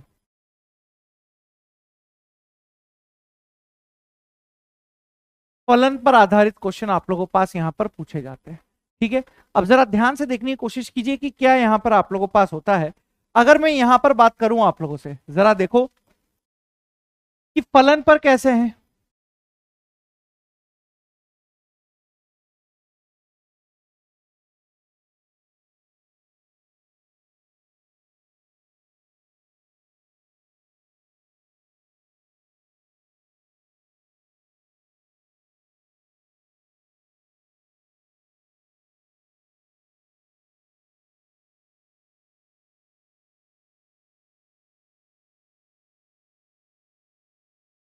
ये लीजिए, ये आप लोगों के पास यहां पर मैंने बना दिए हैं कुछ फलन। अब सर इसको याद करने की ट्रिक क्या है? इसको याद करने की ट्रिक है, देखो ये एंट्रोपी में परिवर्तन किसका फलन है? आंतरिक ऊर्जा और वॉल्यूम का। सर जो आंतरिक ऊर्जा में परिवर्तन है वो किसका फलन है? आयतन और एंट्रोपी का। सर डेल्टा एच एंथैल्पी में परिवर्तन किसका फलन है? पी यानी प्रेशर, एस यानी एंट्रोपी का। सर डेल्टा ए को हेल्महोल्ट्ज ऊर्जा बोलते हैं। डेल्टा ए को क्या बोलते हैं? हेल्महोल्ट्ज ऊर्जा। ये किसका फलन है? तापमान और वॉल्यूम का फलन है। सर डेल्टा जी यहां पर गिब्स मुक्त ऊर्जा, ताप और दाब का फलन है। तो इसको याद रखने का जो ट्रिक है आप लोगों के पास वो क्या है? Save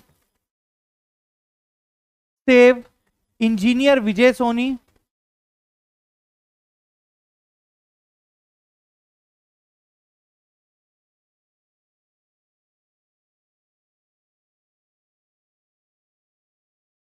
HPS Srivastava,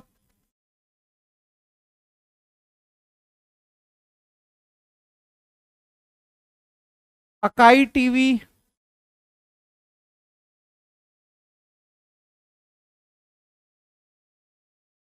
GTP.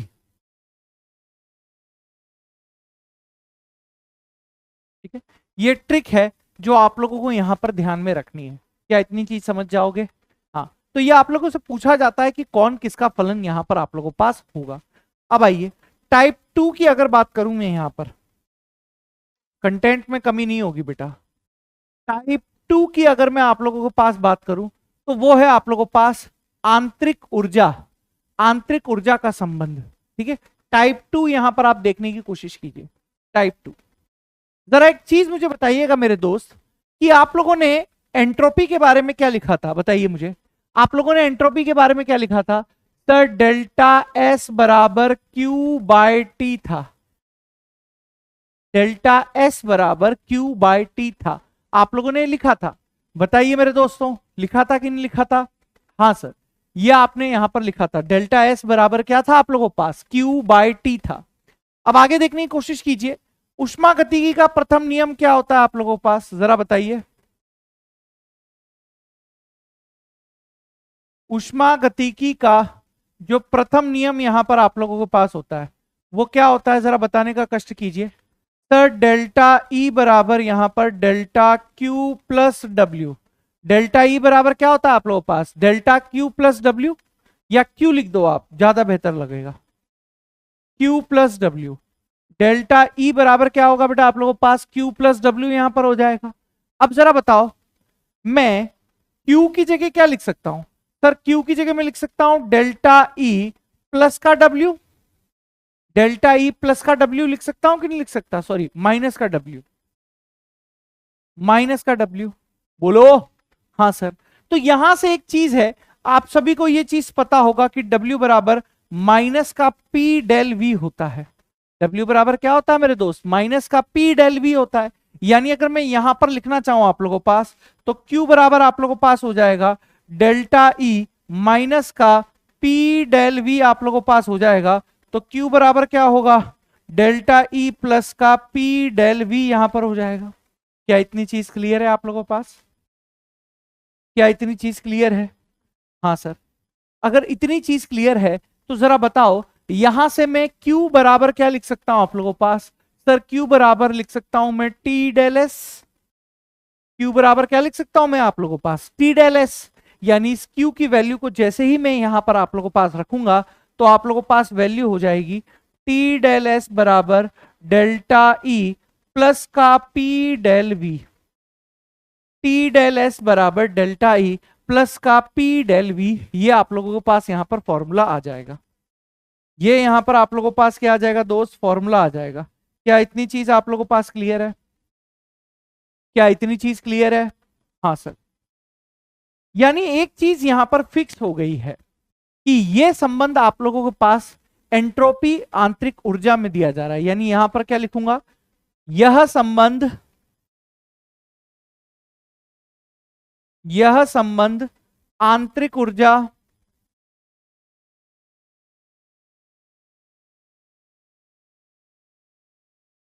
यह संबंध आंतरिक ऊर्जा तथा एंट्रोपी में दिया जाता है।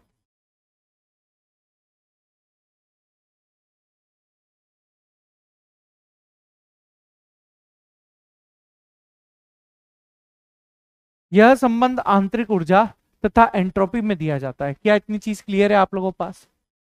क्या इतनी चीज क्लियर है मेरे बच्चों? Yes sir. सर अब आगे की चीज है आप लोगों के पास टाइप 3 क्वेश्चन, जो यहां पर गिब्स मुक्त ऊर्जा से रिलेटेड आप लोगों के पास पूछा जा सकता है। जरा देखने की कोशिश कीजिए, टाइप 3 क्वेश्चन यहां पर कौन सा पूछा जा सकता है? टाइप 3, टाइप 3 क्वेश्चन आप लोगों के पास कौन सा पूछा जा सकता है? अब जरा देखने की कोशिश कीजिए। जैसे एक चीज यहां पर आप लोगों के पास हो सकता है फॉर्मूले में, सर डेल्टा जी बराबर होता है आप लोगों के पास माइनस डब्ल्यू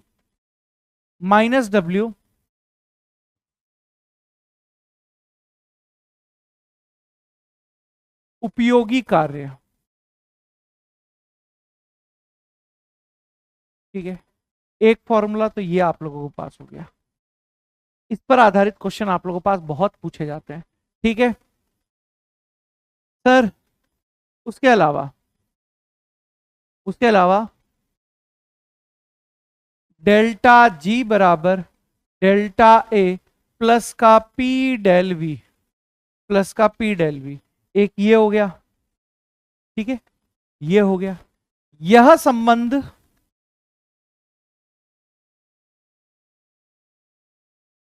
गिब्स मुक्त ऊर्जा,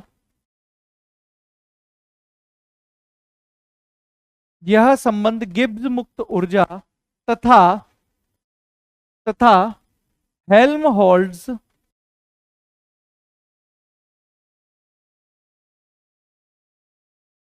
ऊर्जा के बीच होता है।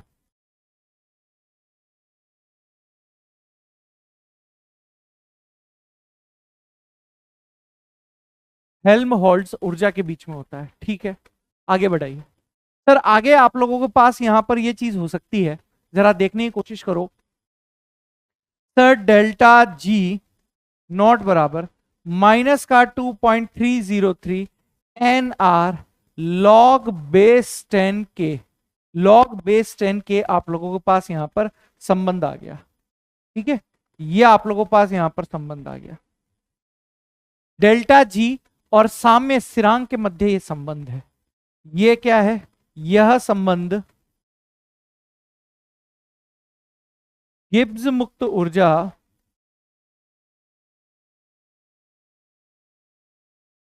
गिब्स मुक्त ऊर्जा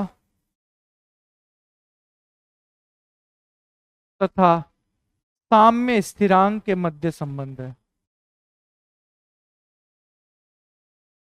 साम्य स्थिरांक के मध्य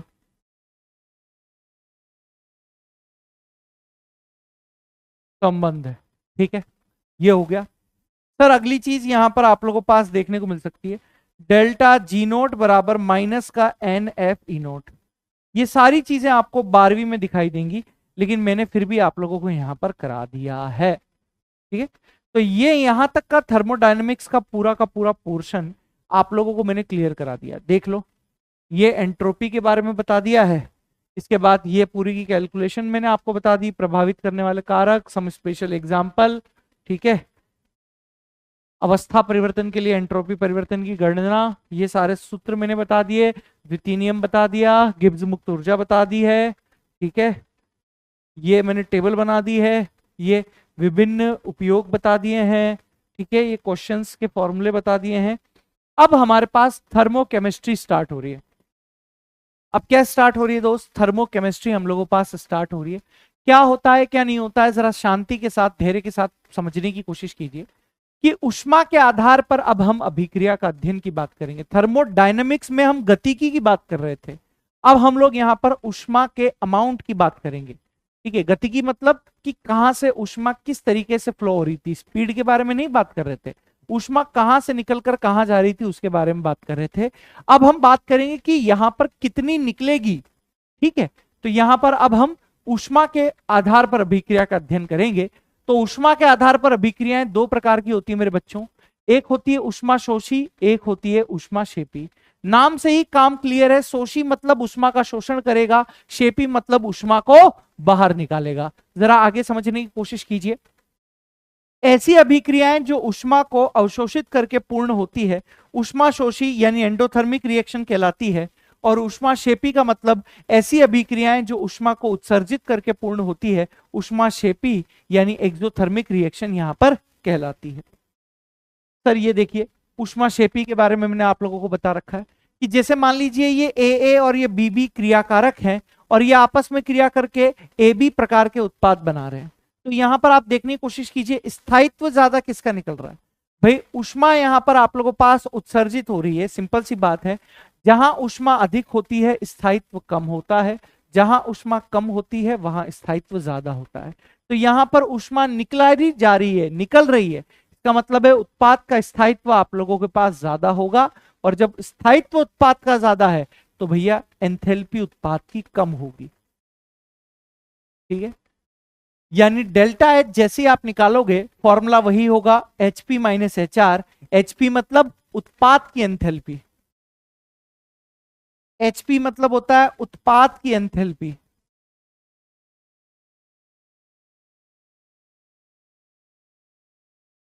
उत्पाद की एंथैल्पी। हेलो, हाँ ठीक है। देखो, तो ये एचपी मतलब क्या लिख रहा हूं मैं आप लोगों के पास, उत्पाद की एंथैल्पी लिखने जा रहा हूं, ठीक है। और एचआर का मतलब आप लोगों के पास यहां पर क्या हो जाएगा दोस्त, क्रियाकारक की एंथैल्पी। यह आप लोगों के पास क्या हो जाएगा दोस्त, क्रियाकारक की एंथैल्पी यहां पर हो जाएगा, ठीक है। और याद रखना कि ऊष्माक्षेपी अभिक्रियाओं के लिए हमेशा यहां पर डेल्टा एच का मान नेगेटिव होता है और यही ऊष्माक्षेपी अभिक्रियाओं की क्या होती है दोस्त, पहचान होती है। इसके एग्जाम्पल हो सकते हैं बेटा आप लोगों के पास, दहन की अभिक्रिया के लिए डेल्टा एच नेगेटिव होता है, निर्माण की अभिक्रिया के लिए डेल्टा एच नेगेटिव होता है, किण्वन की अभिक्रिया के लिए डेल्टा एच नेगेटिव होता है, श्वसन की अभिक्रिया के लिए डेल्टा एच नेगेटिव होता है। यदि डेल्टा एनजी नेगेटिव हो तो डेल्टा एच भी नेगेटिव होता है। ये कुछ अपवाद हैं, ध्यान रखो तो ठीक है, नहीं रखो तो भी कोई दिक्कत वाली बात नहीं है। इंपॉर्टेंट नोट आप लोगों को यहां पर क्या लिखवा है कि जिस अभिक्रिया में जितनी ज्यादा ऊष्मा उत्सर्जित होगी, जिस अभिक्रिया में जितनी ज्यादा ऊष्मा उत्सर्जित होगी उस अभिक्रिया का उत्पाद उतना ही ज्यादा स्थायी होता है। जिस अभिक्रिया में जितनी ज्यादा ऊष्मा उत्सर्जित होगी उस अभिक्रिया का उत्पाद उतना ही ज्यादा क्या रहता है मेरे दोस्त, स्थायी रहता है। यह आप लोगों को यहां पर बता रखा है। जैसे -282.5 पहली अभिक्रिया में निकल रही है और -242 यहां पर दूसरी अभिक्रिया में निकल रही है। माइनस से नहीं घबराना है, लेकिन आप मुझे बताओ कि जितनी ज्यादा ऊष्मा उत्सर्जित होगी उस उत्पाद का स्थायित्व तो उतना ही ज्यादा स्थायी होगा। मतलब लिक्विड वाला उत्पाद ज्यादा स्थायी होगा गैसीय के, ठीक है। हाँ, इसका उल्टा यहां पर लिखा हुआ है कि जिस अभिक्रिया में जितनी ज्यादा ऊष्मा उत्सर्जित होगी उस अभिक्रिया में क्रियाकारक का स्थायित्व उतना ही कम होगा। जैसे कार्बन ग्रेफाइट प्लस ऑक्सीजन की अभिक्रिया द्वारा CO2 गैस बन रही है, कार्बन डाइऑक्साइड प्लस O2 ये भी आपस में क्रिया करके CO2 गैस ही दे रहे हैं। लेकिन आप ध्यान से देखने की कोशिश कीजिए, ग्रेफाइट वाली में -393.5 किलो जूल पर मोल है और यहां पर -395.5 किलो जूल पर मोल है। माइनस का मतलब है कि यहां पर ऊष्मा आप लोगों के पास उत्सर्जित हो रही है। माइनस का मतलब है कि यहां पर ऊष्मा आप लोगों के पास क्या हो रही है, उत्सर्जित हो रही है। तो यहां पर सिंपल सा हिसाब है, जितनी ज्यादा ऊष्मा उत्सर्जित होगी उस अभिक्रिया के क्रियाकारक का स्थायित्व कम होगा। यानी किसका स्थायित्व कम होगा मेरे दोस्त, डायमंड का स्थायित्व कम होगा और ग्रेफाइट का स्थायित्व ज्यादा होगा। इसीलिए बोला जाता है कि कार्बन का ऊष्मागतिकीय स्थायी रूप कौन सा माना जाता है, ग्रेफाइट माना जाता है मेरे बच्चों। ठीक है, हाँ अगली चीज यहां पर वही चीज है। अब ऊष्माक्षेपीय अभिक्रियाओं का उल्टा क्या हो जाएगा, ऊष्माशोषी अभिक्रियाएं हो जाएंगी। ठीक है, तो वो सारी चीजें उल्टी कर देनी है आप लोगों को, है ना, जो जो वहां लिखा था उसका उल्टा कर देना है। और ये इसके एग्जाम्पल यहां पर हैं। हालांकि इससे आप लोगों के पास कोई चीजें नहीं पूछी जाती हैं, क्वेश्चन आप लोगों का यहां से पूछा जाता है नीट में भी। हालांकि बोर्ड में यहां से क्वेश्चन आने की संभावनाएं थोड़ी सी कम हो जाती है, लेकिन नीट में यहां पर क्वेश्चन आने की संभावनाएं थोड़ी सी ज्यादा रहती हैं। इसलिए आप यहां पर इसको जरा गौर से समझने की कोशिश कीजिए जो मैं बोल रहा हूं कि अभिक्रिया की एंथैल्पी दो प्रकार की होती है ना, सॉरी दो नहीं, इतनी डिफरेंट वैरायटी की होती है। एक होती है निर्माण की एंथैल्पी, एक होती है दहन की एंथैल्पी, एक होती है उदासीनीकरण की एंथैल्पी, एक होती है हाइड्रोजनीकरण की एंथैल्पी, एक होती है बेटा बंद ऊर्जा, एक होती है विलायकन तथा विलयन ऊर्जा, एक होती है अनुनाद ऊर्जा और एक होती है गलन वाष्पन और उद्रोपातन। अगर मैं बोर्ड की दृष्टि से आपको बोलना चाहूं, अगर मैं बोर्ड की दृष्टि से आप लोगों को बोलना चाहूं तो केवल और केवल यहां पर आप लोगों को क्या ध्यान में रखना है सर, बोर्ड की दृष्टि से केवल और केवल आप लोगों के पास यहां पर थ्योरी पोर्शन पूछा जाएगा, थ्योरी आएगी। अगर आप केवल 11वीं की या 12वीं की तैयारी करना चाहते हैं तो केवल थ्योरी आएगी, सवाल बेटा केवल नीट में पूछा जाएगा। जरा शांति के साथ देखने की कोशिश कीजिए। यहां पर ये तो अभिक्रिया की एंथैल्पी को प्रभावित करने वाले कारक हैं कि कौन कौन से कारक यहां पर प्रभावित करते हैं, जरा देखिए।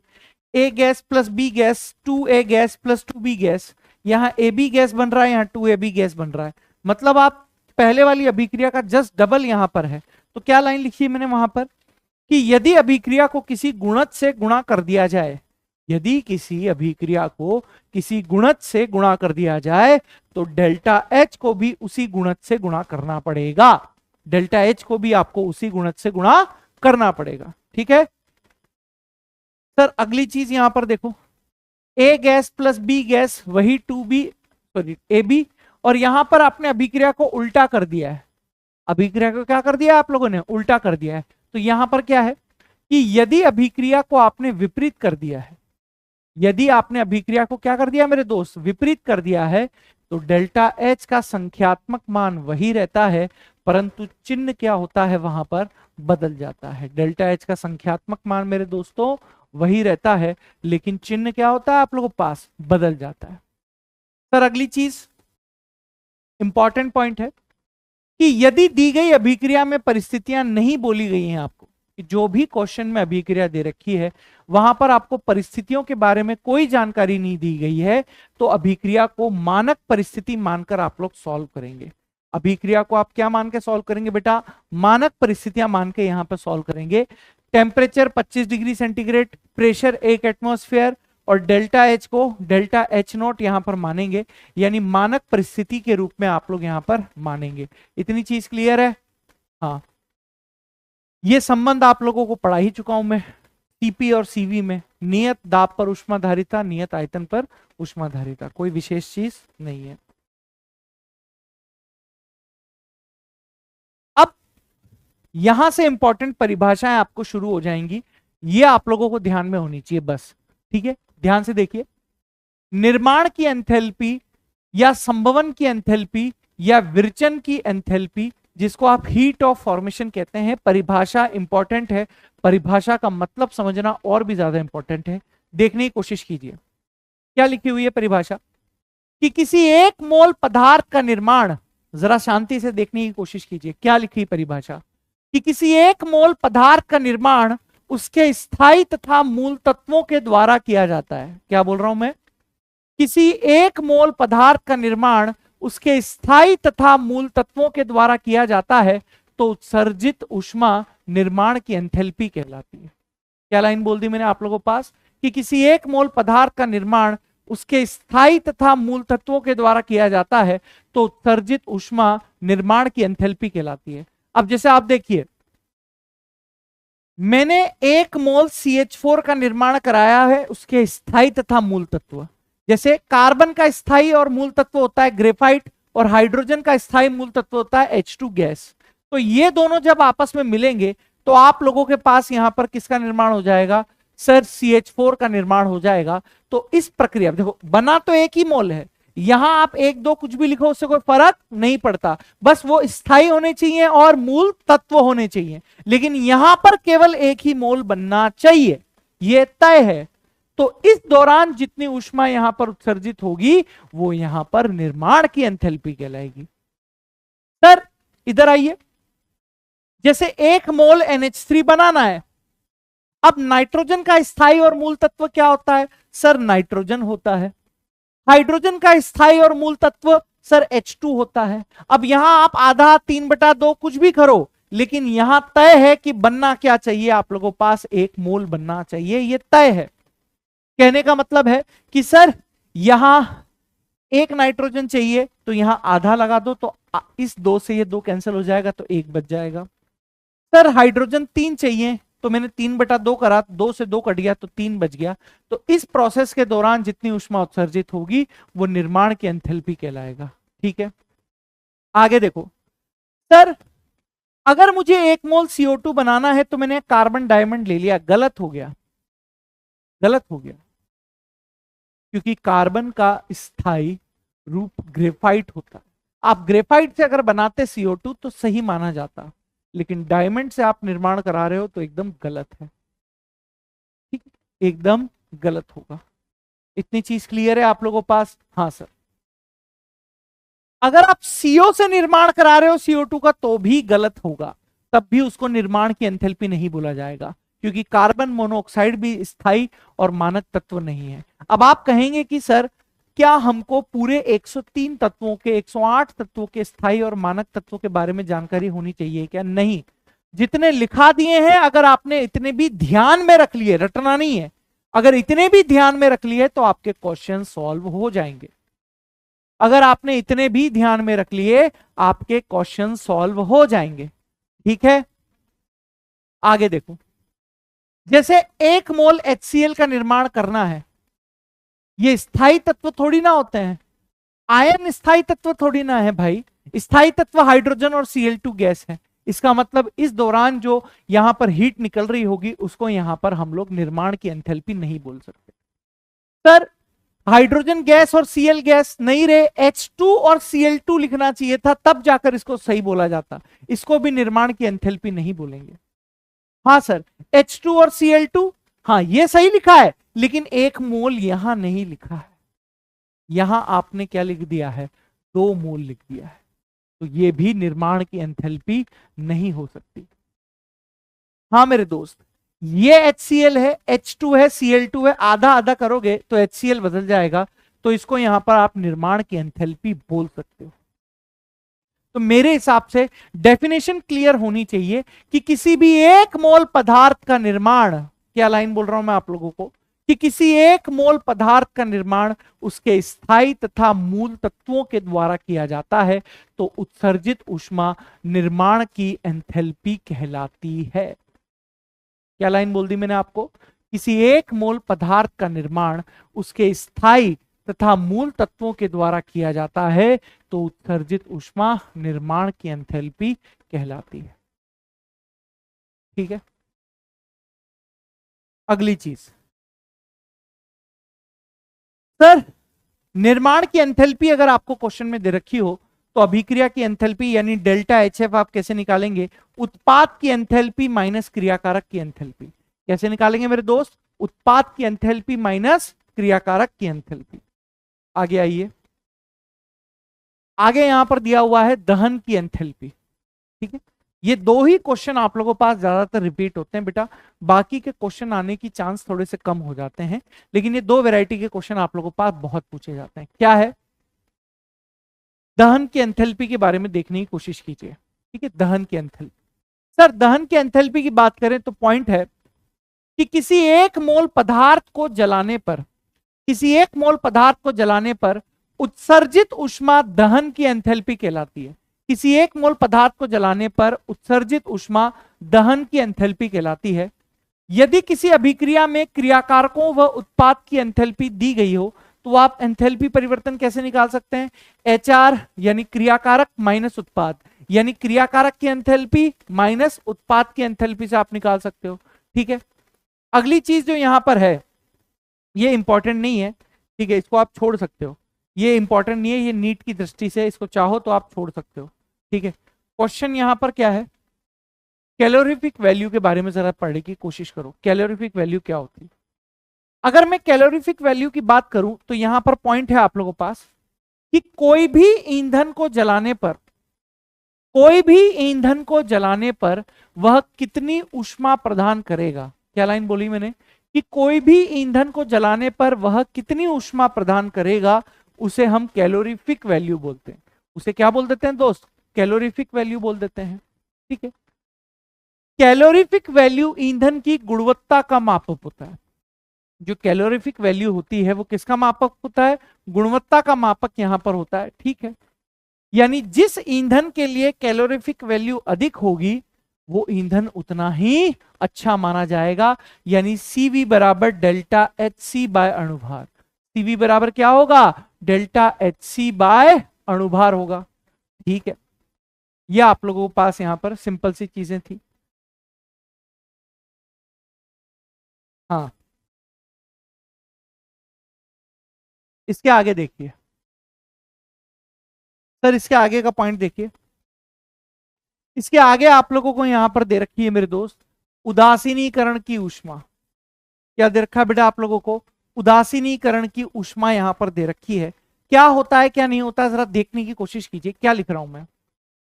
तनु विलियन में, पॉइंट क्या है आप लोगों के पास? तनु विलियन में 1 ग्राम तुल्यांक अम्ल व 1 ग्राम तुल्यांक क्षार के पूर्ण उदासीनीकरण करने पर जितनी ऊष्मा उत्सर्जित होती है। पूर्ण उदासीनीकरण का मतलब क्या होता है? कि जो एसिड है वो बेस को कंप्लीटली न्यूट्रलाइज कर दे। जो एसिड है वो बेस को क्या कर दे दोस्त? कंप्लीटली न्यूट्रलाइज कर दे, तो उसे बेटा पूर्ण उदासीनीकरण यहां पर कहा जाता है। और इस दौरान जो ऊष्मा निकल रही होती है उस ऊष्मा को क्या कहते हैं दोस्त? उदासीनीकरण की ऊष्मा कहते हैं। जैसे आप यहां पर देखिए, strong acid strong base, HCl plus NaOH यहां पर आप लोगों के पास है। HCl प्लस NaOH है। HCl किस में टूटेगा बेटा आप लोगों के पास? H plus Cl minus. NaOH किस में टूटेगा आप लोगों के पास? Na प्लस और OH माइनस में। तो यहां से बेटा आप लोगों के पास ये तो सॉल्ट बना लेगा, ये तो सॉल्ट बना लेगा, और ये जल में आप लोगों के पास। तो एक्चुअली में जो उदासीनीकरण में क्रिया करते हैं वो H प्लस और OH माइनस क्रिया करते हैं। जो उदासीनीकरण की एंथैल्पी होती है वो किसके टूटने से बनती है? H2O के से। एक सामान्य चीज जो आप लोगों को यहां पर दी गई है उदासीनीकरण की ऊष्मा से रिलेटेड, वो क्या है जरा देखो। अब आप सोच रहे होंगे कि सर आप थोड़ा फास्ट पढ़ा रहे हो। अभी बेटा 3 लेक्चर दिए गए, मतलब 2 ही लेक्चर दिए गए थे थर्मोडायनेमिक्स को खत्म करने के लिए। थर्मोडायनेमिक्स को खत्म करने के लिए 2 ही लेक्चर दिए गए, फिर भी मैं आपको 3 लेक्चर में करा रहा हूं। आप मेरी मजबूरियों को समझने की कोशिश कीजिए। एनसीईआरटी पंच में हम नीट और जेई को साथ में लेकर नहीं चल सकते, क्योंकि अगर हमने नीट और जेई को साथ में लेकर चला तो हमारा जो मकसद है एनसीईआरटी को कराने का वो मकसद पूरा ही नहीं हो पाएगा। ये सीरीज सिर्फ और सिर्फ बोर्ड क्लासेस के लिए है, और बोर्ड क्लासेस में इतने ज्यादा न्यूमेरिकल्स आप लोगों के पास नहीं पूछे जाते, ये आपको भी पता है। इतने ज्यादा न्यूमेरिकल आप लोगों से कोई नहीं पूछता है। आप लोगों से सिर्फ न्यूमेरिकल पूछे जाते हैं बेटा नीट और जेई में। तो आपको एनसीईआरटी, नाम ही एनसीईआरटी पंच है, तो एनसीईआरटी के लेवल से ही पढ़ना है चीजों को, इसलिए मैं थोड़ा सा फास्ट करा रहा हूं। आप मेरी बात की गहराई को समझ पा रहे होंगे। अगर ये नीट और जेई का बैच होता तो मैं ये चैप्टर को 15 लेक्चर में खत्म करता, क्योंकि इंपॉर्टेंट चैप्टर है। समझ पा रहे हैं आप? तो यहां पर पॉइंट देखिए क्या लिखा हुआ है। प्रबल अम्ल के 1 ग्राम तुल्यांक और प्रबल क्षार के 1 ग्राम तुल्यांक के पूर्णतया उदासीनीकरण के कारण स्थिर ऊष्मा उत्सर्जित होती है और इसका मान कितना होता है, -13.7 किलो कैलोरी तुल्यांक या -57.2 किलो जूल पर तुल्यांक यहां पर आप लोगों के पास होता है। ठीक है, जैसे एक इक्विवेलेंट इसका, एक इक्विवेलेंट इसका, तो -13.7 किलो कैलोरी ऊष्मा उत्सर्जित हो रही है। इसके दो तो 2 से गुणा कर दो, इसके तीन 3 से गुणा कर दो, इसके 4 है, इसके 5 है, तो 4 के द्वारा ही पूर्ण उदासीनीकरण होगा, एक बचा हुआ रहेगा तो 4 ही वहां पर आएगा।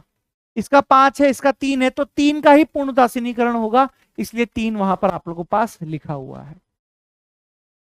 ठीक है, अगली चीज यहां पर आप लोगों के पास, सर हाइड्रोजनीकरण की ऊष्मा, heat of hydrogenation. Heat of hydrogenation क्या होता है जरा समझिए। डेफिनेशन इंपॉर्टेंट है बेटा आप लोगों के लिए, डेफिनेशन वेरी इंपॉर्टेंट है कि 1 मोल असंतृप्त कार्बनिक यौगिक, क्या लिख रहा हूं मैं आप लोगों के पास, 1 मोल असंतृप्त कार्बनिक यौगिक के पूर्ण हाइड्रोजनीकरण करने पर उत्सर्जित ऊष्मा हाइड्रोजनीकरण की ऊष्मा कहलाती है। जैसे ये असंतृप्त मतलब जिसमें डबल बॉन्ड या ट्रिपल बॉन्ड होंगे, वो आप लोगों के पास क्या हो जाएगा, संतृप्त कार्बनिक यौगिक यानी सिंगल बॉन्ड में परिवर्तित हो जाएगा। तो इस दौरान जो ऊष्मा उत्सर्जित होगी वो हाइड्रोजनीकरण की ऊष्मा कहलाएगी। ठीक है, जैसे ये आप लोगों के पास अल्काइन है, ये आप लोगों के पास एल्काइन है और ये आप लोगों के पास अल्कीन है। तो जैसे ही आप इसमें हाइड्रोजन हाइड्रोजन जोड़ोगे, जैसे ही आप हाइड्रोजन हाइड्रोजन जोड़ोगे तो ये अल्केन अल्केन अल्केन में परिवर्तित हो रहा है। ठीक है, लेकिन याद रखना पूर्ण जोड़ना है। ये अल्कीन में, ये तो अल्केन है, ये भी अल्केन है और ये क्या है आप लोगों के पास, अल्कीन है। ठीक है, तो अल्केन में बदलेगा तो ही इसे हाइड्रोजनीकरण की ऊष्मा मानी जाएगी। ठीक है, यहां पर लिखा हुआ है हाइड्रोजनीकरण एक प्रकार का ऊष्माक्षेपी प्रक्रम है, यानी यहां पर डेल्टा एच की मान क्या रहेगा आप लोगों के पास, नेगेटिव रहेगा।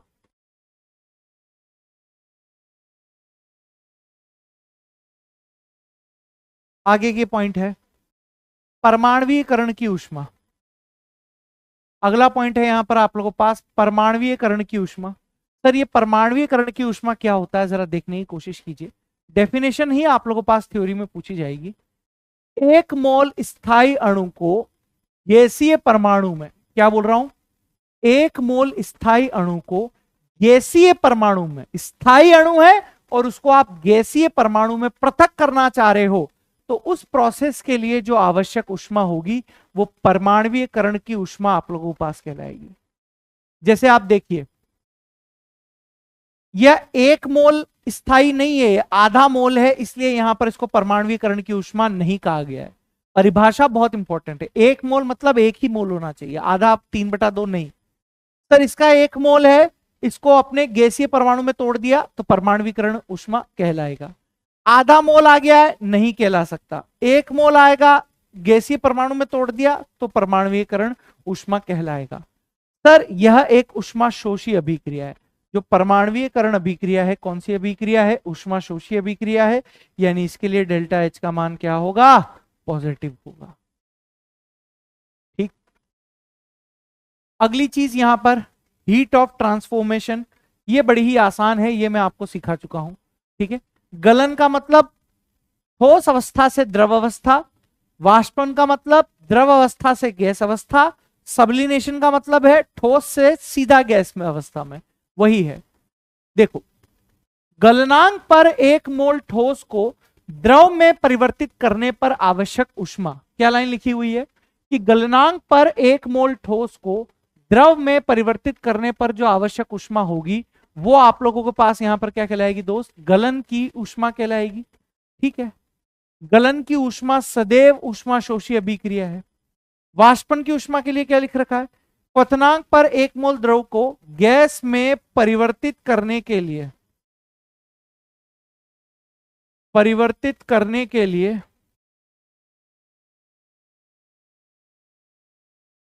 आवश्यक ऊष्मा वाष्पन की ऊष्मा कहलाती है।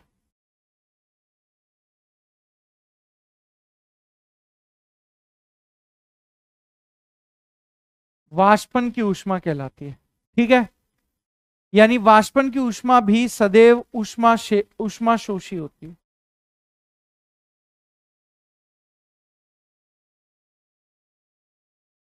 ठीक है। उद्रपातन की ऊष्मा का मतलब है कि निश्चित ताप पर 1 मोल ठोस को गैस में परिवर्तित करने के लिए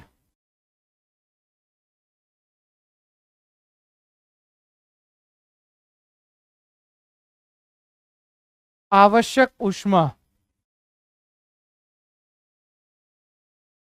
उद्रपातन की ऊष्मा कहलाती है।